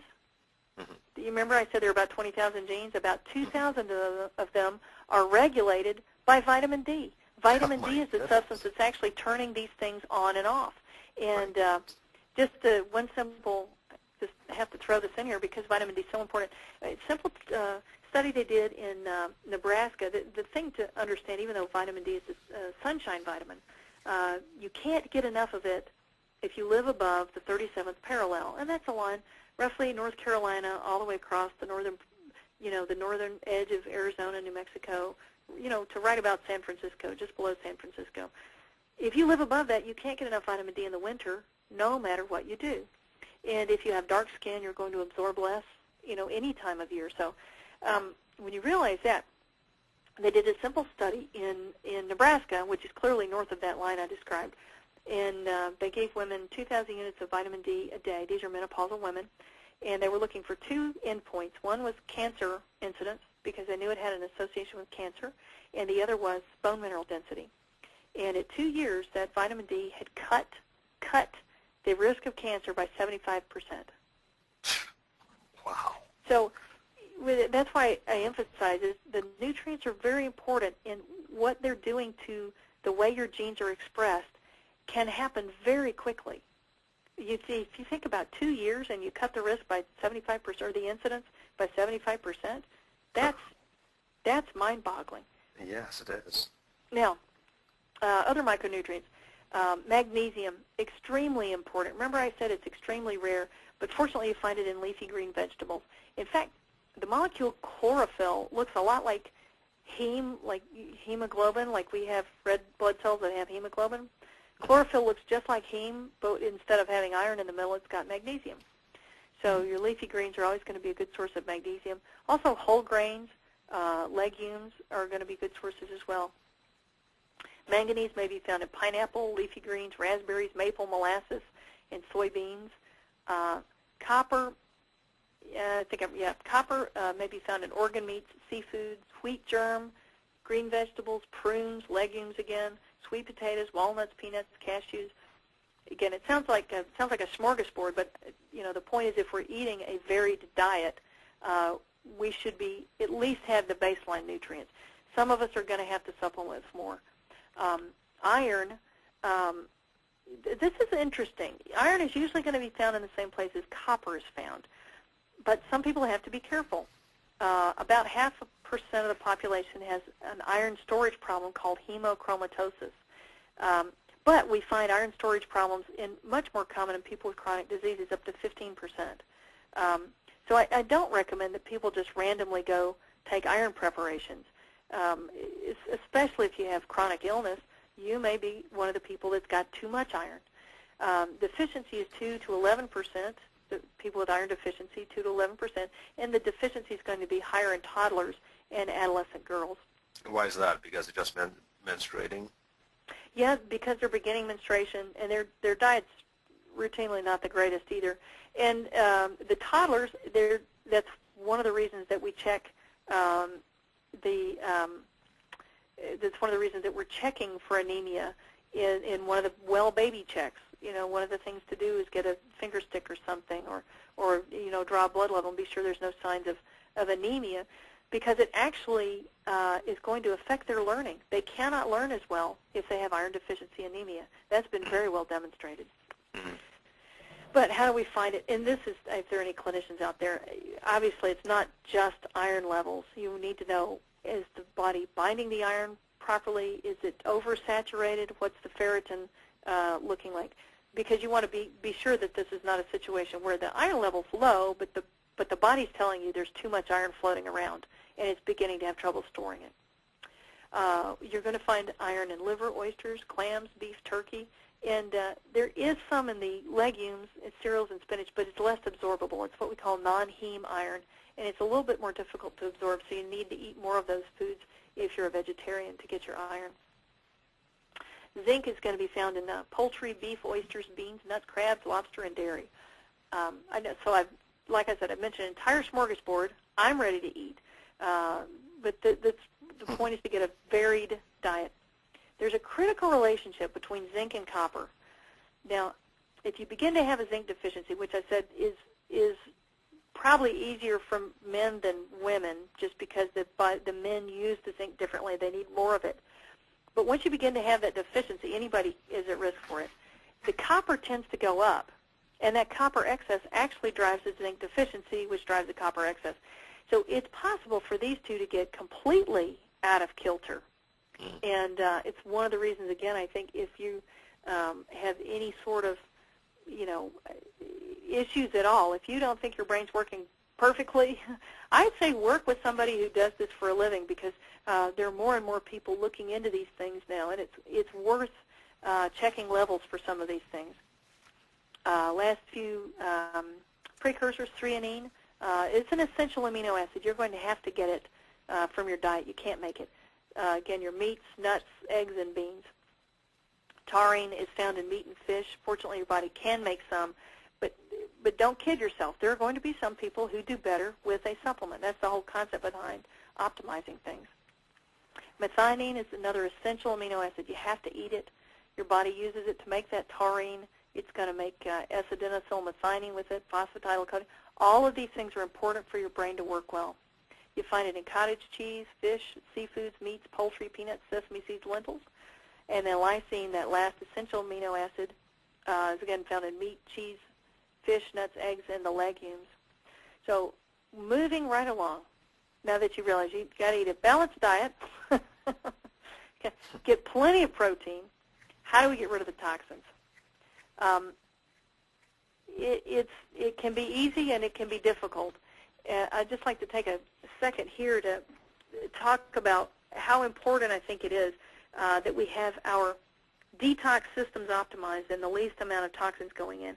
A healthy body should be able to process some toxic substances, like if you cook on aluminum foil or in aluminum pans, like if you use herbicides and pesticides on your lawn, which a lot of people do. A healthy body should be able to process some of that. I think one of the reasons that we are seeing a really surge in autism and even cancers is as a species, I think most of us have overwhelmed our system with, you know, dietary indiscretions, poor exercise habits, unclean water, unclean air. The systems are just overwhelmed, and we're not actually optimizing the other things that are in there. And I'll talk more about that in the autism talk next week. But these are, you know, you've got to limit as much of the toxins as you can without making yourself crazy. There are some people that seem to go overboard, and you know, there are some people who have such illness in their family. Maybe it's appropriate. Maybe it's not overboard. We've got to have pure water to drink. Reverse osmosis water purified system is a place to start. Please recognize that your bottled water is not guaranteed to be clean and pure. It may be from the tap. It may be dirtier than tap water. There's very little regulation of that industry at this point. Right. Pesticides, herbicides, like I say, there's some people that they're going to be sensitive to these things because their system can't handle it. Plastics, most of the plastics act like estrogens, and most of us don't need more estrogens. For most of us, that's the last thing we need more of. We've actually have too much estrogen, and that estrogen component may also contribute to the cancer epidemic that we've got, because estrogen dictates cell proliferation. So you're going to make too many cells if you've got too much estrogen. It's just the way it is. And when those cells keep dividing and dividing and keep on doing it and forget to die, that's what we call cancer.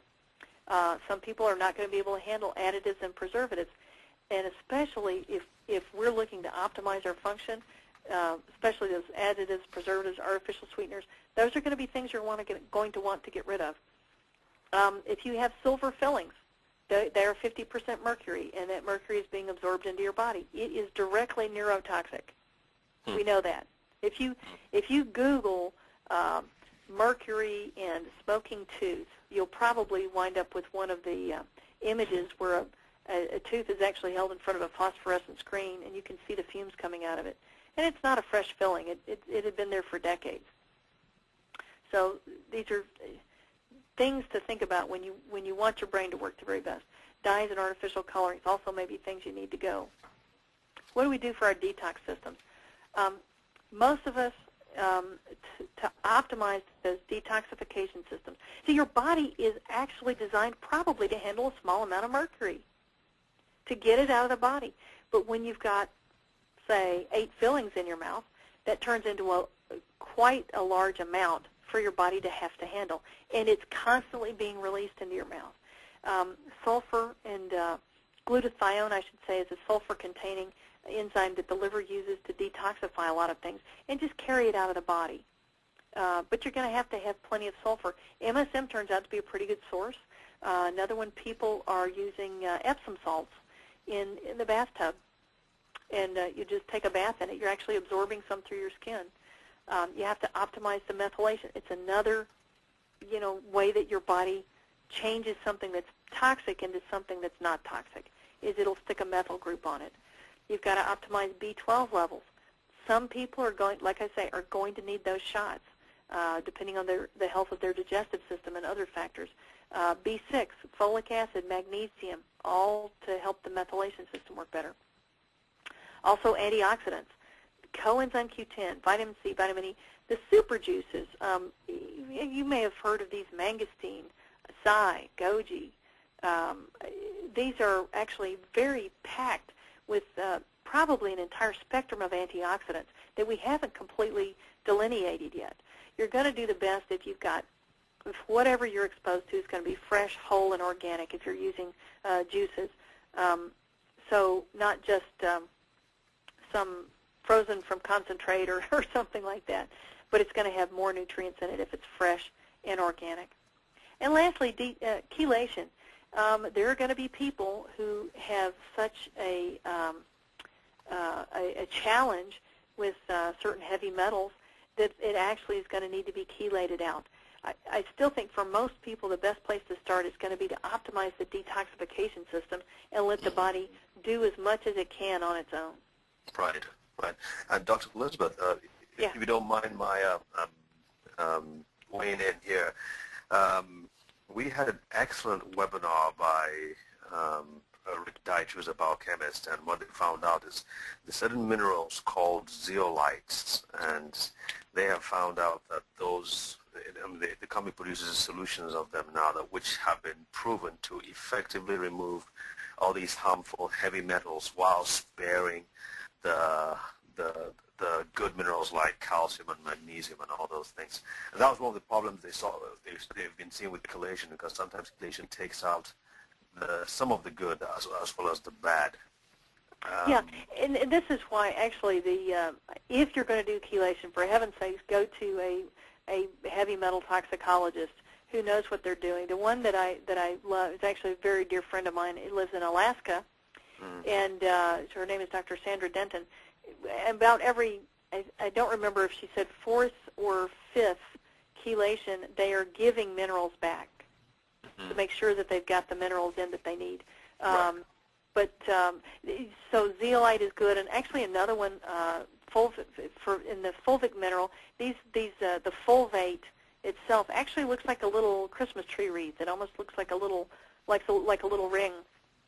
And fulvic mineral solutions they'll drop off their whatever the mineral is they're dropping off, magnesium or something, and then they tend to pick up a heavy metal and carry it out. So yeah, these are great adjuncts. Absolutely. I'm glad you brought that up. Sure. We want to eliminate allergens and allergies if at all possible. And I say start with a diet. This is one of the things that really came clear to me at a recent conference I attended. Milk and wheat allergies are quite common and aren't even noticed. These antibodies may cross-react with normal tissue. They may turn up the entire immune response to anything, even to normal tissue, including the brain. So the last thing, if you want your brain to work well, the last thing you want is an immune system that's gone crazy. So that's why people say things like, to get rid of those, to deal with these allergies, you have, why did I say glucose-free? I meant gluten-free. That was silly. You have to fix that one for me. Gluten-free, casein-free, and soy-free. And the gluten is in the wheat, the casein is in the milk, and the reason you want to go soy-free is there's about 15% cross-reactivity of these people who are casein allergic are going to be soy allergic. And unfortunately, again, we'll talk about this next week with autism, it's not like you can put your finger on one thing and say, I'm going to fix this and that's going to fix everything and they're better tomorrow and everything's perfect. It's a process, and you don't know what's actually going to make the difference, so you tend to do everything that you can that's going to be helpful. Other allergens you want to get rid of, dust mites, mold, mildew, pet dander, formaldehyde from carpets may not be a straight allergen, but it's definitely potentially damaging. You're breathing these fumes in. And what do you do if you've got allergies? What do you tend to do? You tend to take antihistamines. Who can think clearly with antihistamines, even if they are non-drowsy? So a much better approach, if at all possible, is to get rid of the original allergen. Now, treating illnesses. Boy, I have talked on, haven't I? Okay. This is a long list of illnesses that may be associated with any, diminution in brain function. Candida. Syphilis, well, you'd think that would be pretty obvious, but it falls on the list of things people may not think about checking for anymore. It used to be that was on the admission panel when you got admitted to the hospital, and they don't do that anymore. But Candida infection, syphilis, streptococcus. This is an interesting thing, an interesting strep phenomenon I'll really go into a little bit next week. It's called pediatric autoimmune neural disorder associated with strep. Neuropsychiatric disorder, sorry. So pediatric autoimmune neuropsychiatric disorder associated with strep. These kids will get a strep infection and just begin to do, bizarre things. They may have, say if they're autistic, they may have increased stimulation activities. If they're door slammers, they may, increase that, or may lose, they may lose vocabulary. And it's a strep infection. And here's the interesting thing. The normal markers of a strep infection in the blood don't happen. The immune system is so messed up, they can't even respond normally to what is clearly recognized as an infection. So these are interesting things you have to take into account. Lupus needs to be treated. Your brain will work for it. Lupus is well known for having some psychiatric associations. But if we can get the lupus treated, the brain will tend to work better. Epilepsy, and to me this is one of those cycles. Do they have epilepsy because their brain doesn't work right, or is it sort of vice versa? Anything that you can do that's going to improve that is going to help the brain work better. Other diseases, porphyria, homocystinemia, phenylketonuria, we talked about that. There has to be dietary modification there. Thyroid, parathyroid. There's a disease called cretinism. That means you're low thyroid from birth. That's why all the states have screening for thyroid disease. But guess what? Even when you're an adult, you can have low thyroid, and you're actually more common. It becomes more common as we get older. And you're not going to be able to think clearly. You're not going to be able to make the right neurotransmitters. So thyroid is something else to look at, and parathyroid as well. And then the function with the pituitary and adrenal. But again, thyroid is going to be probably the most important one there. There are also organic brain disorders, and I've always wondered if there's, where do you draw the line, I guess is what I'm trying to ask the question with overlap. For example, if someone has had brain injury, well, I guess it's organic brain disorder, but again, we still have to give the nutrient substances so that the trauma can heal itself, rather than just saying, well, heal the trauma and the brain will get better. So brain tumors, hydrocephalus, multiple sclerosis, Parkinson's disease, there's actually a nutritional component to at least MS. You've got to have plenty of vitamin D for multiple sclerosis to have the improvement there. Parkinson's disease, arteriosclerosis, atherosclerosis, and stroke. We mentioned that a little bit earlier in the dementias. So what about these gastrointestinal disturbances? This is important because the number one class of medications out there is to treat gastrointestinal disturbances. And most of them don't actually treat the problem, they just Band-Aid over a symptom. If you have reflux, what you need to do is improve your digestion, not take an antacid. But what we will prescribe for people is an antacid, so that at least when the fluid from the stomach bubbles up the esophagus, at least it doesn't burn it with stomach acid. So to me, that's sort of backwards logic. What we really want to do is improve digestion so that the food is moving through. This may be with digestive enzymes, which is probably the single thing I've seen the most improvement with. Trace mineral deficiencies can have can really cause reflux and this indigestion problem. So these are very important. Enzymes, our bodies make less enzymes as we age. We don't have enough to digest our food. It sits there. It may putrefy in our stomach. We get this reflux. We have these, terrible heartburn. No, the key is not to take an antacid. The key is to improve the digestion. Malabsorption, again, improve the digestion. And malabsorption may be both due to not breaking the food down, as well as there may be other problems like biofilm, which is a little further down here. What about diarrhea? Well, guess what? If you've got diarrhea, you're not going to be absorbing the nutrients that you need. You've got to take probiotics. Enzymes are going to be an important component, again, of improving the digestion. Fiber, too, you may see things called prebiotic. That's usually a fiber source for the germs to grow on. And when you see a prebiotic and probiotic together, then they call it a synbiotic. And that's fine. It's basically going to improve the health of your entire digestive system. Constipation, another common problem. Now, I was taught in medical school, people are obsessed with their bowels, and that whatever their usual bowel habits are, that's normal, which is kind of silly. You're going to tell me that you have a problem, but I'm going to tell you that you don't have a problem because what's going on for you is normal for you. That's pretty silly, but that's sort of the way we were trained. The greatest health is going to be found with people who are having 2 or more eliminations a day. Not runny, loose stools, but 2 eliminations, because what you're doing is moving the food through so that it doesn't have time for these germs to collect and then get the germs to reabsorb into the body. You're eliminating toxins when you have a bowel movement. So you don't want them to stay in your colon and get reabsorbed into your system. You want them out of your body. So probiotics are going to be key there, as well as fiber. Improve the diet. You want to be eating fresh, raw, whole foods whenever possible. And digestion. Many of us are going to have to add in digestive enzymes. And they can make a tremendous difference, and sometimes even a long-standing difference. My first experience, the very first non-prescription thing that I ever took was a digestive enzyme. It was a combination of enzymes, of course. I was having trouble eating onions, and I loved onions, but the indigestion was so bad it would keep me up at night, and that's bad because I can sleep pretty well. So, but someone fed me 2 little digestive enzyme pills with the onions that I was eating and promised me it would all be okay, and I haven't had trouble with onions ever since. So it can make a significant difference. Now this concept of biofilm.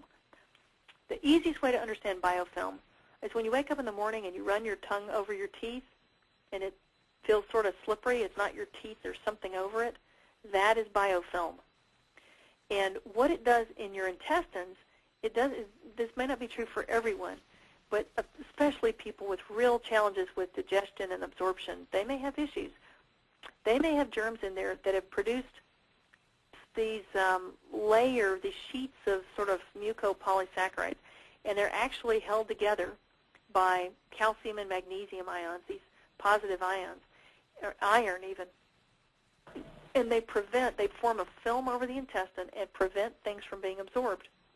So the nutrition going in may be perfect, but it's not being absorbed. The germs in the intestinal wall may get it, but the person, the host, does not. So sometimes these have to have particular protocols to help actually do away with that biofilm so the person can absorb things normally. And then there's specific infections that may have to be treated. Clostridia, Candida, they both may be populating the GI tract in such a way that the germs are getting the nutrition, but the body isn't. Now, other diets to look at, I mentioned gluten-free is what I meant to say, not glucose, gluten-free, casein-free and soy-free. But there are other diets that some people have looked at and had benefits with. Yeast-free, and that's for somebody who's got trouble with Candida. They would take no yeast-containing items, no simple sugars, which would have fed the yeast, and then enhance the normal flora with probiotics. Lots of them, the more the merrier. Kefir with these, billions, and even homemade kefir with its trillions of counts of probiotics are going to help. It just offsets the balance. So you've got the good bugs that are much greater now than the germs that are causing trouble. There's also something called a specific carbohydrate diet. It's going to limit complex carbohydrates, which the bad germs need, and depends more on simple sugars plus repopulation of the gut with the good germs. There's another diet called the body ecology diet, and again, this is going to rely on cultured foods to supply the proper flora. And typically, these people, like I said, they're culturing it themselves. The stuff that you get out of the grocery store doesn't have as many germs in it because they have to package it, and it's got to stay on the shelf for 2 or 3 weeks. And if it's got a lot of germs in it, it's eventually going to tend to produce gases or ferment or something like that. You're going to get more of the good germs if you culture it yourself. But it's going to limit carbohydrates and also add healthful oils like ghee, which I believe most of us call clarified butter, or coconut oil. Then there's a low oxalate diet. You're going to find oxalates in leafy greens. You don't find much in animal tissues. But the problem is the oxalates are going to bind to minerals, and they're going to limit the absorption. And they may be causing tissue damage and stones and other issues, especially when we're talking about micronutrient deficiencies. Remember how important the magnesium is. And if that magnesium is not available because of the oxalates, that may be causing problems. Last thing on our list, optimize hormones. And this is just a short list of hormones. Insulin, probably one of the most active hormones in the body. It's not just responsible for normalizing your blood sugar, it's responsible for what happens with the fats in your body, and it's incredibly important. How do you optimize your insulin level? Well, most of us don't take insulin, but most of us actually probably have too much insulin. If we're overweight, if we're eating what I call a high insulin diet, that's one that's high in what I call stupid carbs, rice, pasta, breads. Every time you eat those things, your body has to produce insulin, and it's just actually compounding the problem. And this is actually probably what's behind this epidemic of type 2 diabetes. Vitamin D, again, extremely important. It's actually a pro-hormone, but it's extremely important in all the systems we mentioned earlier. You should check a 25-hydroxy vitamin D. It should be between 50 and 90 nanograms per mil, or 125 to 225 nanomoles per liter. And then just a little caveat there that I learned from the Vitamin D Council. Just because you have a level that's higher than that doesn't mean you're vitamin D toxic. You're only vitamin D toxic if you have a high vitamin D level and a high calcium level. And what we're finding is it's really not common at all. It's not common at all for people to have a vitamin D toxicity, even if they're taking lots and lots of vitamin D3 supplements. Progesterone, extremely important hormone. There are more progesterone receptors in your brain than there are anywhere else in your body. That is amazing. Yeah, it's extremely important to get the hormones optimized. And you can't just take progesterone and assume you're getting it right. This is one of the reasons I really recommend people get tested, whether it's a saliva test or some of the more accurate blood tests, so you know what the ratios are. You know, let someone experienced in this help you interpret it. What should your levels be? What should your ratios be of progesterone to estrogen? You know, it's different for men, for women. Different age groups, you know, have different requirements. So it's extremely important. Testosterone as well. You're not going to feel well if your testosterone level, which should be a certain amount, is only a half or a third of that. So everyone has testosterone. Men are going to have a little bit more. They're going to have more receptors for it, so it's going to have a slightly different effect. But, you know, this is another one to make sure we've got that level where we need it. Estrogen, again, too much is more common than too little, but it's important to check into because if you are low, you should get a bioidentical estrogen replacement. And then lastly, thyroid. And this is one that the testing now, the cutting edge for testing for thyroid is not checking T4, T3, and TSH. It's actually giving an iodine, a load of iodine, and seeing how quickly the body absorbs it. If the body absorbs it very, very quickly, then you know this is someone that's deficient and needed the iodine. And it makes perfect sense to do that. What doesn't make sense is that we give people thyroid hormone replacement and we have no idea what their iodine status is. That doesn't make sense. So these are all things to keep in mind. And this is, you know, in this day and age, I think most people are specifically, you know, you hire your physician. You may have to pay for him out of pocket, but you should be able to, you know, interview him, talk to him, ask what his understanding, what his specialties are. And you may need more than one that's going to help get you to that total wellness situation. Now, I promised you the resource list. The Kathleen DeMaison book, Potatoes Not Prozac, is listed here. Another one, some of the other information that I gave about the neurotransmitters and mentioned schizophrenia and some of the addictive situations is from a book called Natural Healing of Schizophrenia and Other Common Mental Disorders. Should have put the publisher up there. Sorry about that. I don't have it handy. But it's, I imagine that's another one you could Google or find off Amazon. And I'd just like to put a plug in for, I keep mentioning, find people that are able to look at these things and help you through. There's a center called the Pfeiffer Treatment Center in Warrenville, Illinois. There's also one in Oakdale, Minnesota. And just if you think you might be interested or you think they might have something to offer you, it's worth looking into. Like I said, I'm not a neurologist. I don't practice, but if I did that, I would work with these guys. And if I needed something, I would go to these guys to get help because they absolutely are top of the line. They spend hours with each patient and family.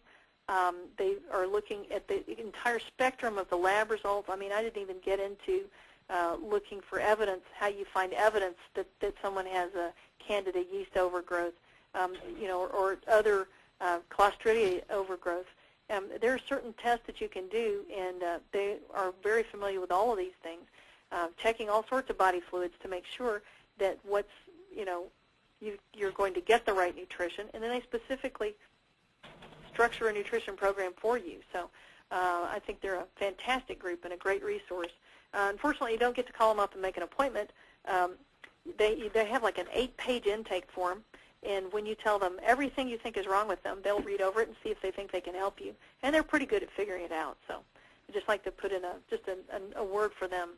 Great guys. And I think that's all I've got. Yep.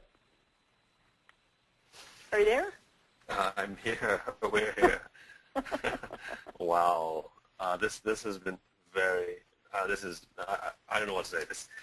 This has been fantastic, Dr. Elizabeth. Thank you. Thank you for putting the time, the effort, the thought into just making this presentation the way it is. I'm sure we all appreciate it out there as well. I'm glad I could help. Did we get any questions?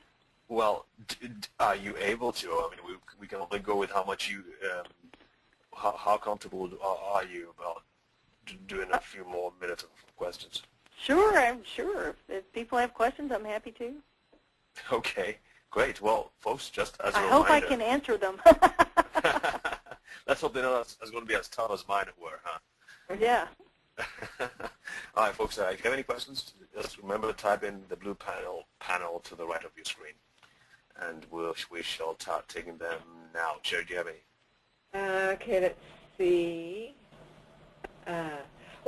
Somebody was asking a question about the potato thing and thinking that the potato fell into that white foods category.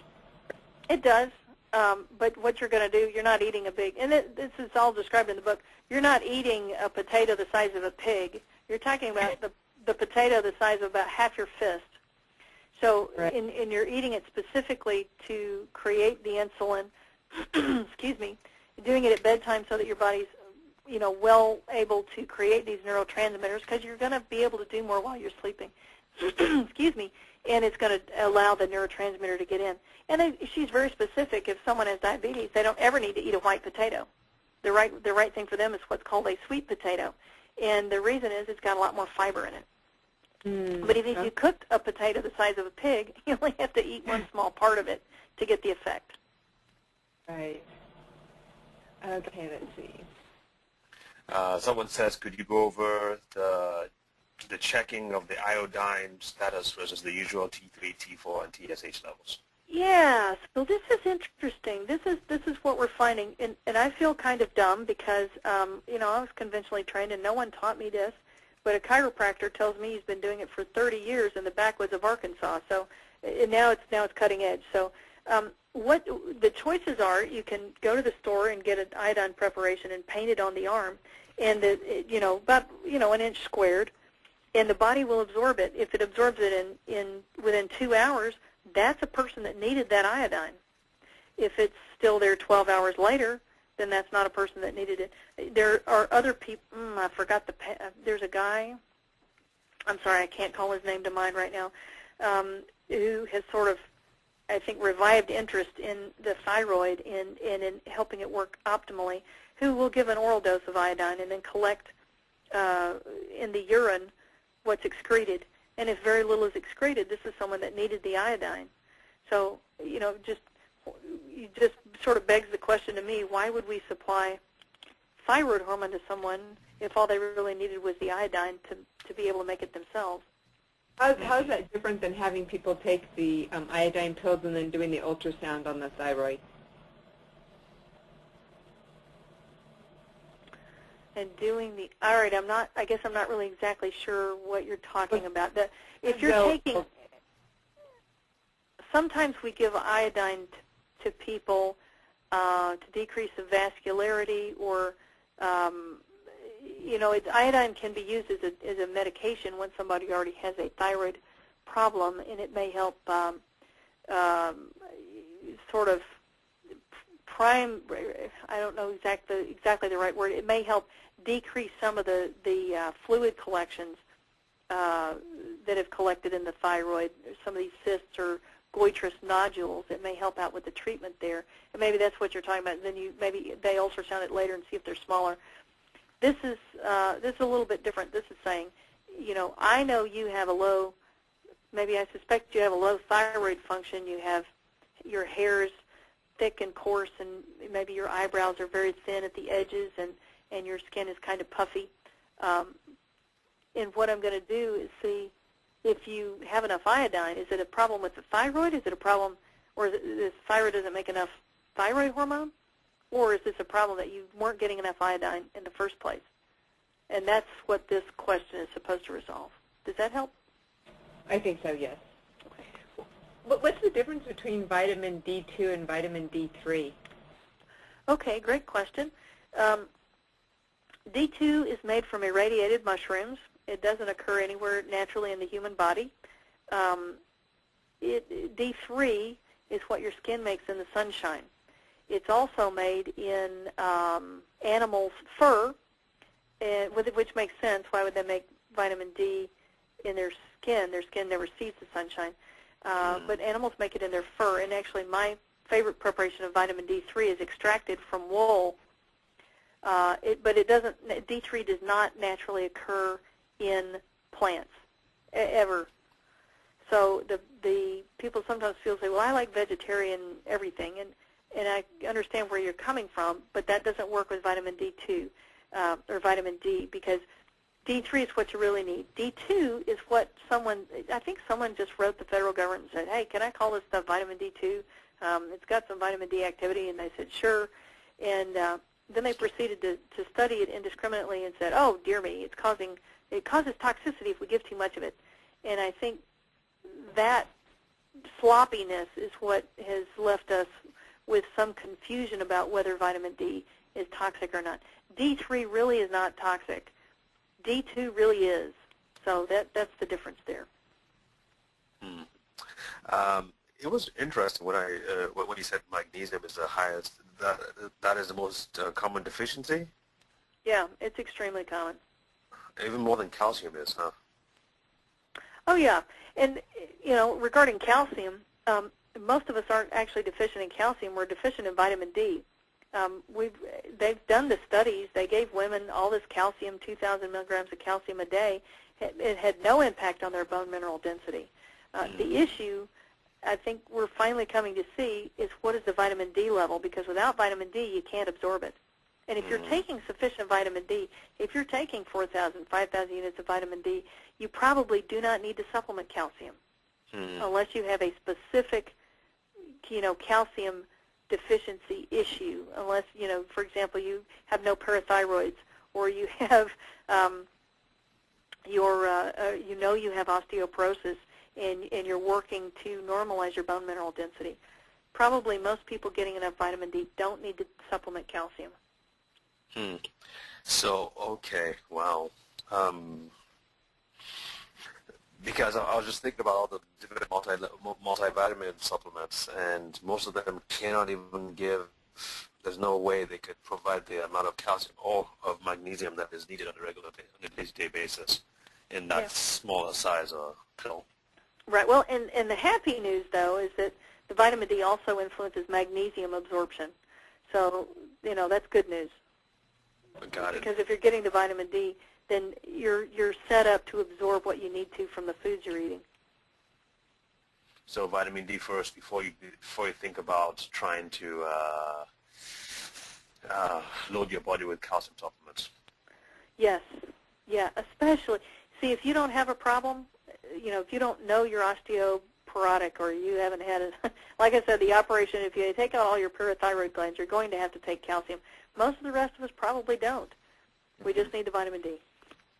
Here's a question about, someone is speaking about a specific condition, and folks, like we always say, we specifically try to discourage specific questions with regards to specific conditions, because that's not what we're about here. We're focused on helping people understand how their bodies work. It's a little risky to actually to deal with specific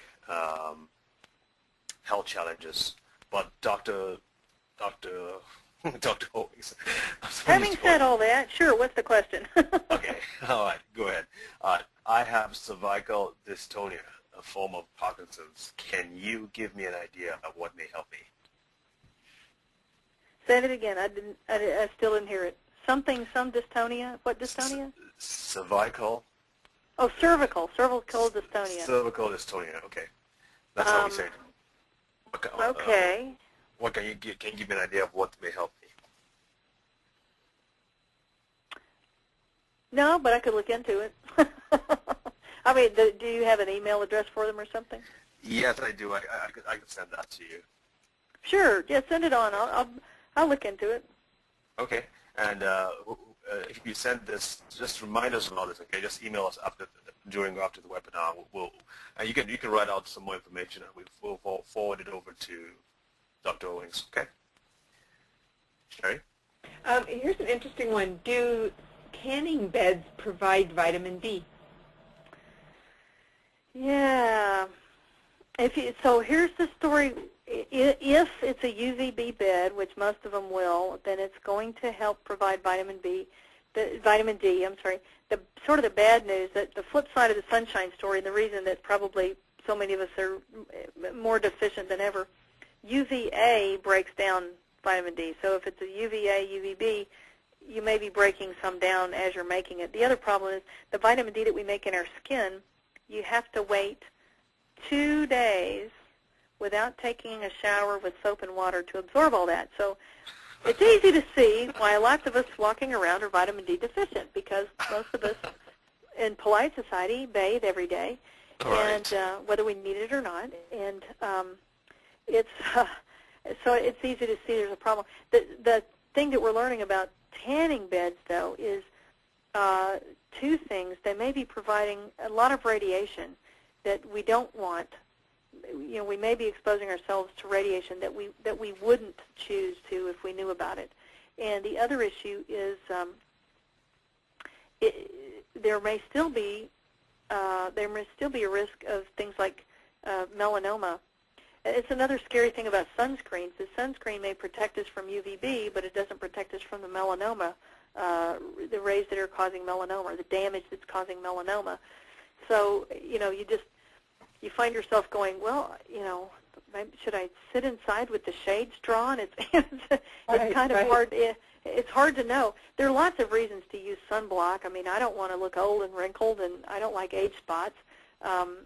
But yet I'm aware there's a certain amount of damage that's still being done, even if I do use sunblock. So you have to take all those things into account.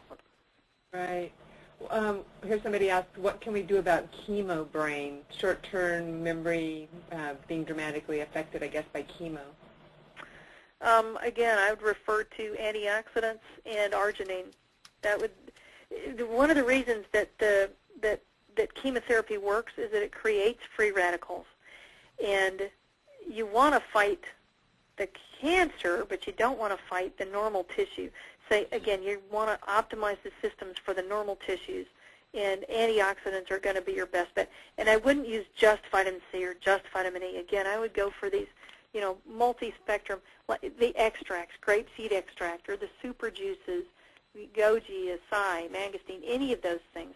And you can even buy, like, the pomegranate juice, blueberry juice that you would get from some of these whole food stores are great combinations. If you juice yourself, dark green leafy vegetables, carrots, you know, they're very, very, very helpful for the body. Okay. Somebody says, I am getting MSG from eating 2 to 3 tablespoons of nutritional yeast on most days. I read that glutathione is made from glutamate. Is this true or not? Glutathione is made from 3 different things. Glutamate is the only one that I can think of right now. Okay. And so was there another part to the question? No, that was it. I was just wondering if that was true.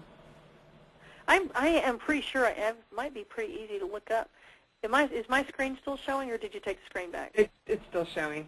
Why don't you take the screen back and let me look at that? That one might be pretty easy to answer. Okay. Hey, David, can we show your screen? Sure. Okay. You ready? I'm ready. Okay. Ah! Oh, Oh no! What's that?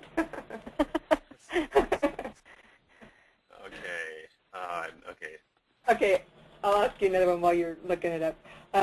Does or can consuming L-glutamate within an hour after physical exercise in a protein drink cause an unusual drop in energy level, so much so that a person becomes extremely tired, lethargic, and unable to do anything but sleep?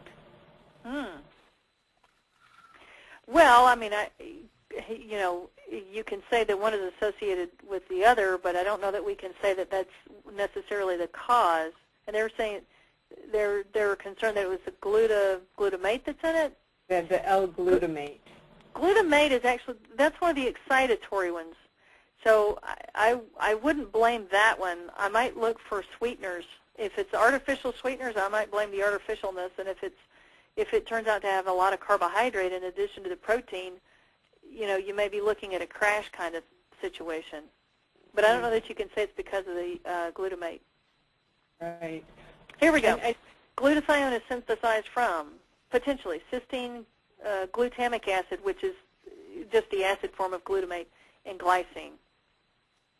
Okay. So the answer was true. Good. You mentioned protein all throughout the webinar, but when we got to carbs, there's obviously better carbs than other ones. With protein, does it make much difference the type of protein that you get as far as all of the amino acids and the benefits that we need? Well, I think the key is if someone's a vegetarian, they have to make sure that they're getting, very much varying as much as they possibly can the different kinds of protein that they get. Your protein sources for vegetarians are going to be basically legumes or beans and your grains, and and some of the nuts. And so the more varied those are, the better they're going to be. For meat eaters, again, you're going to want to vary things, but I just think it's easier to get a good spread if you're eating meat. And I'm not maligning vegetarianism. I'm just saying it's not as complicated. I don't think it takes as much work. Mhm. Okay. Go ahead, Sherry. What are amino acid supplements made of?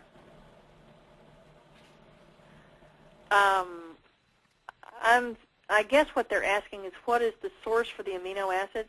Most commonly it's going to be plant-based, soybean or something like that, and actually usually non-GMO soybean, as a matter of fact, because the cheapest soybeans tends to come from overseas, as I understand it. So it tends to be plant-based. You don't have to worry typically about it coming from an animal. It's just so much cheaper for the plants. I mean, the plants are out there and they grow and they make their little beans, and then they just extract the amino acids from it.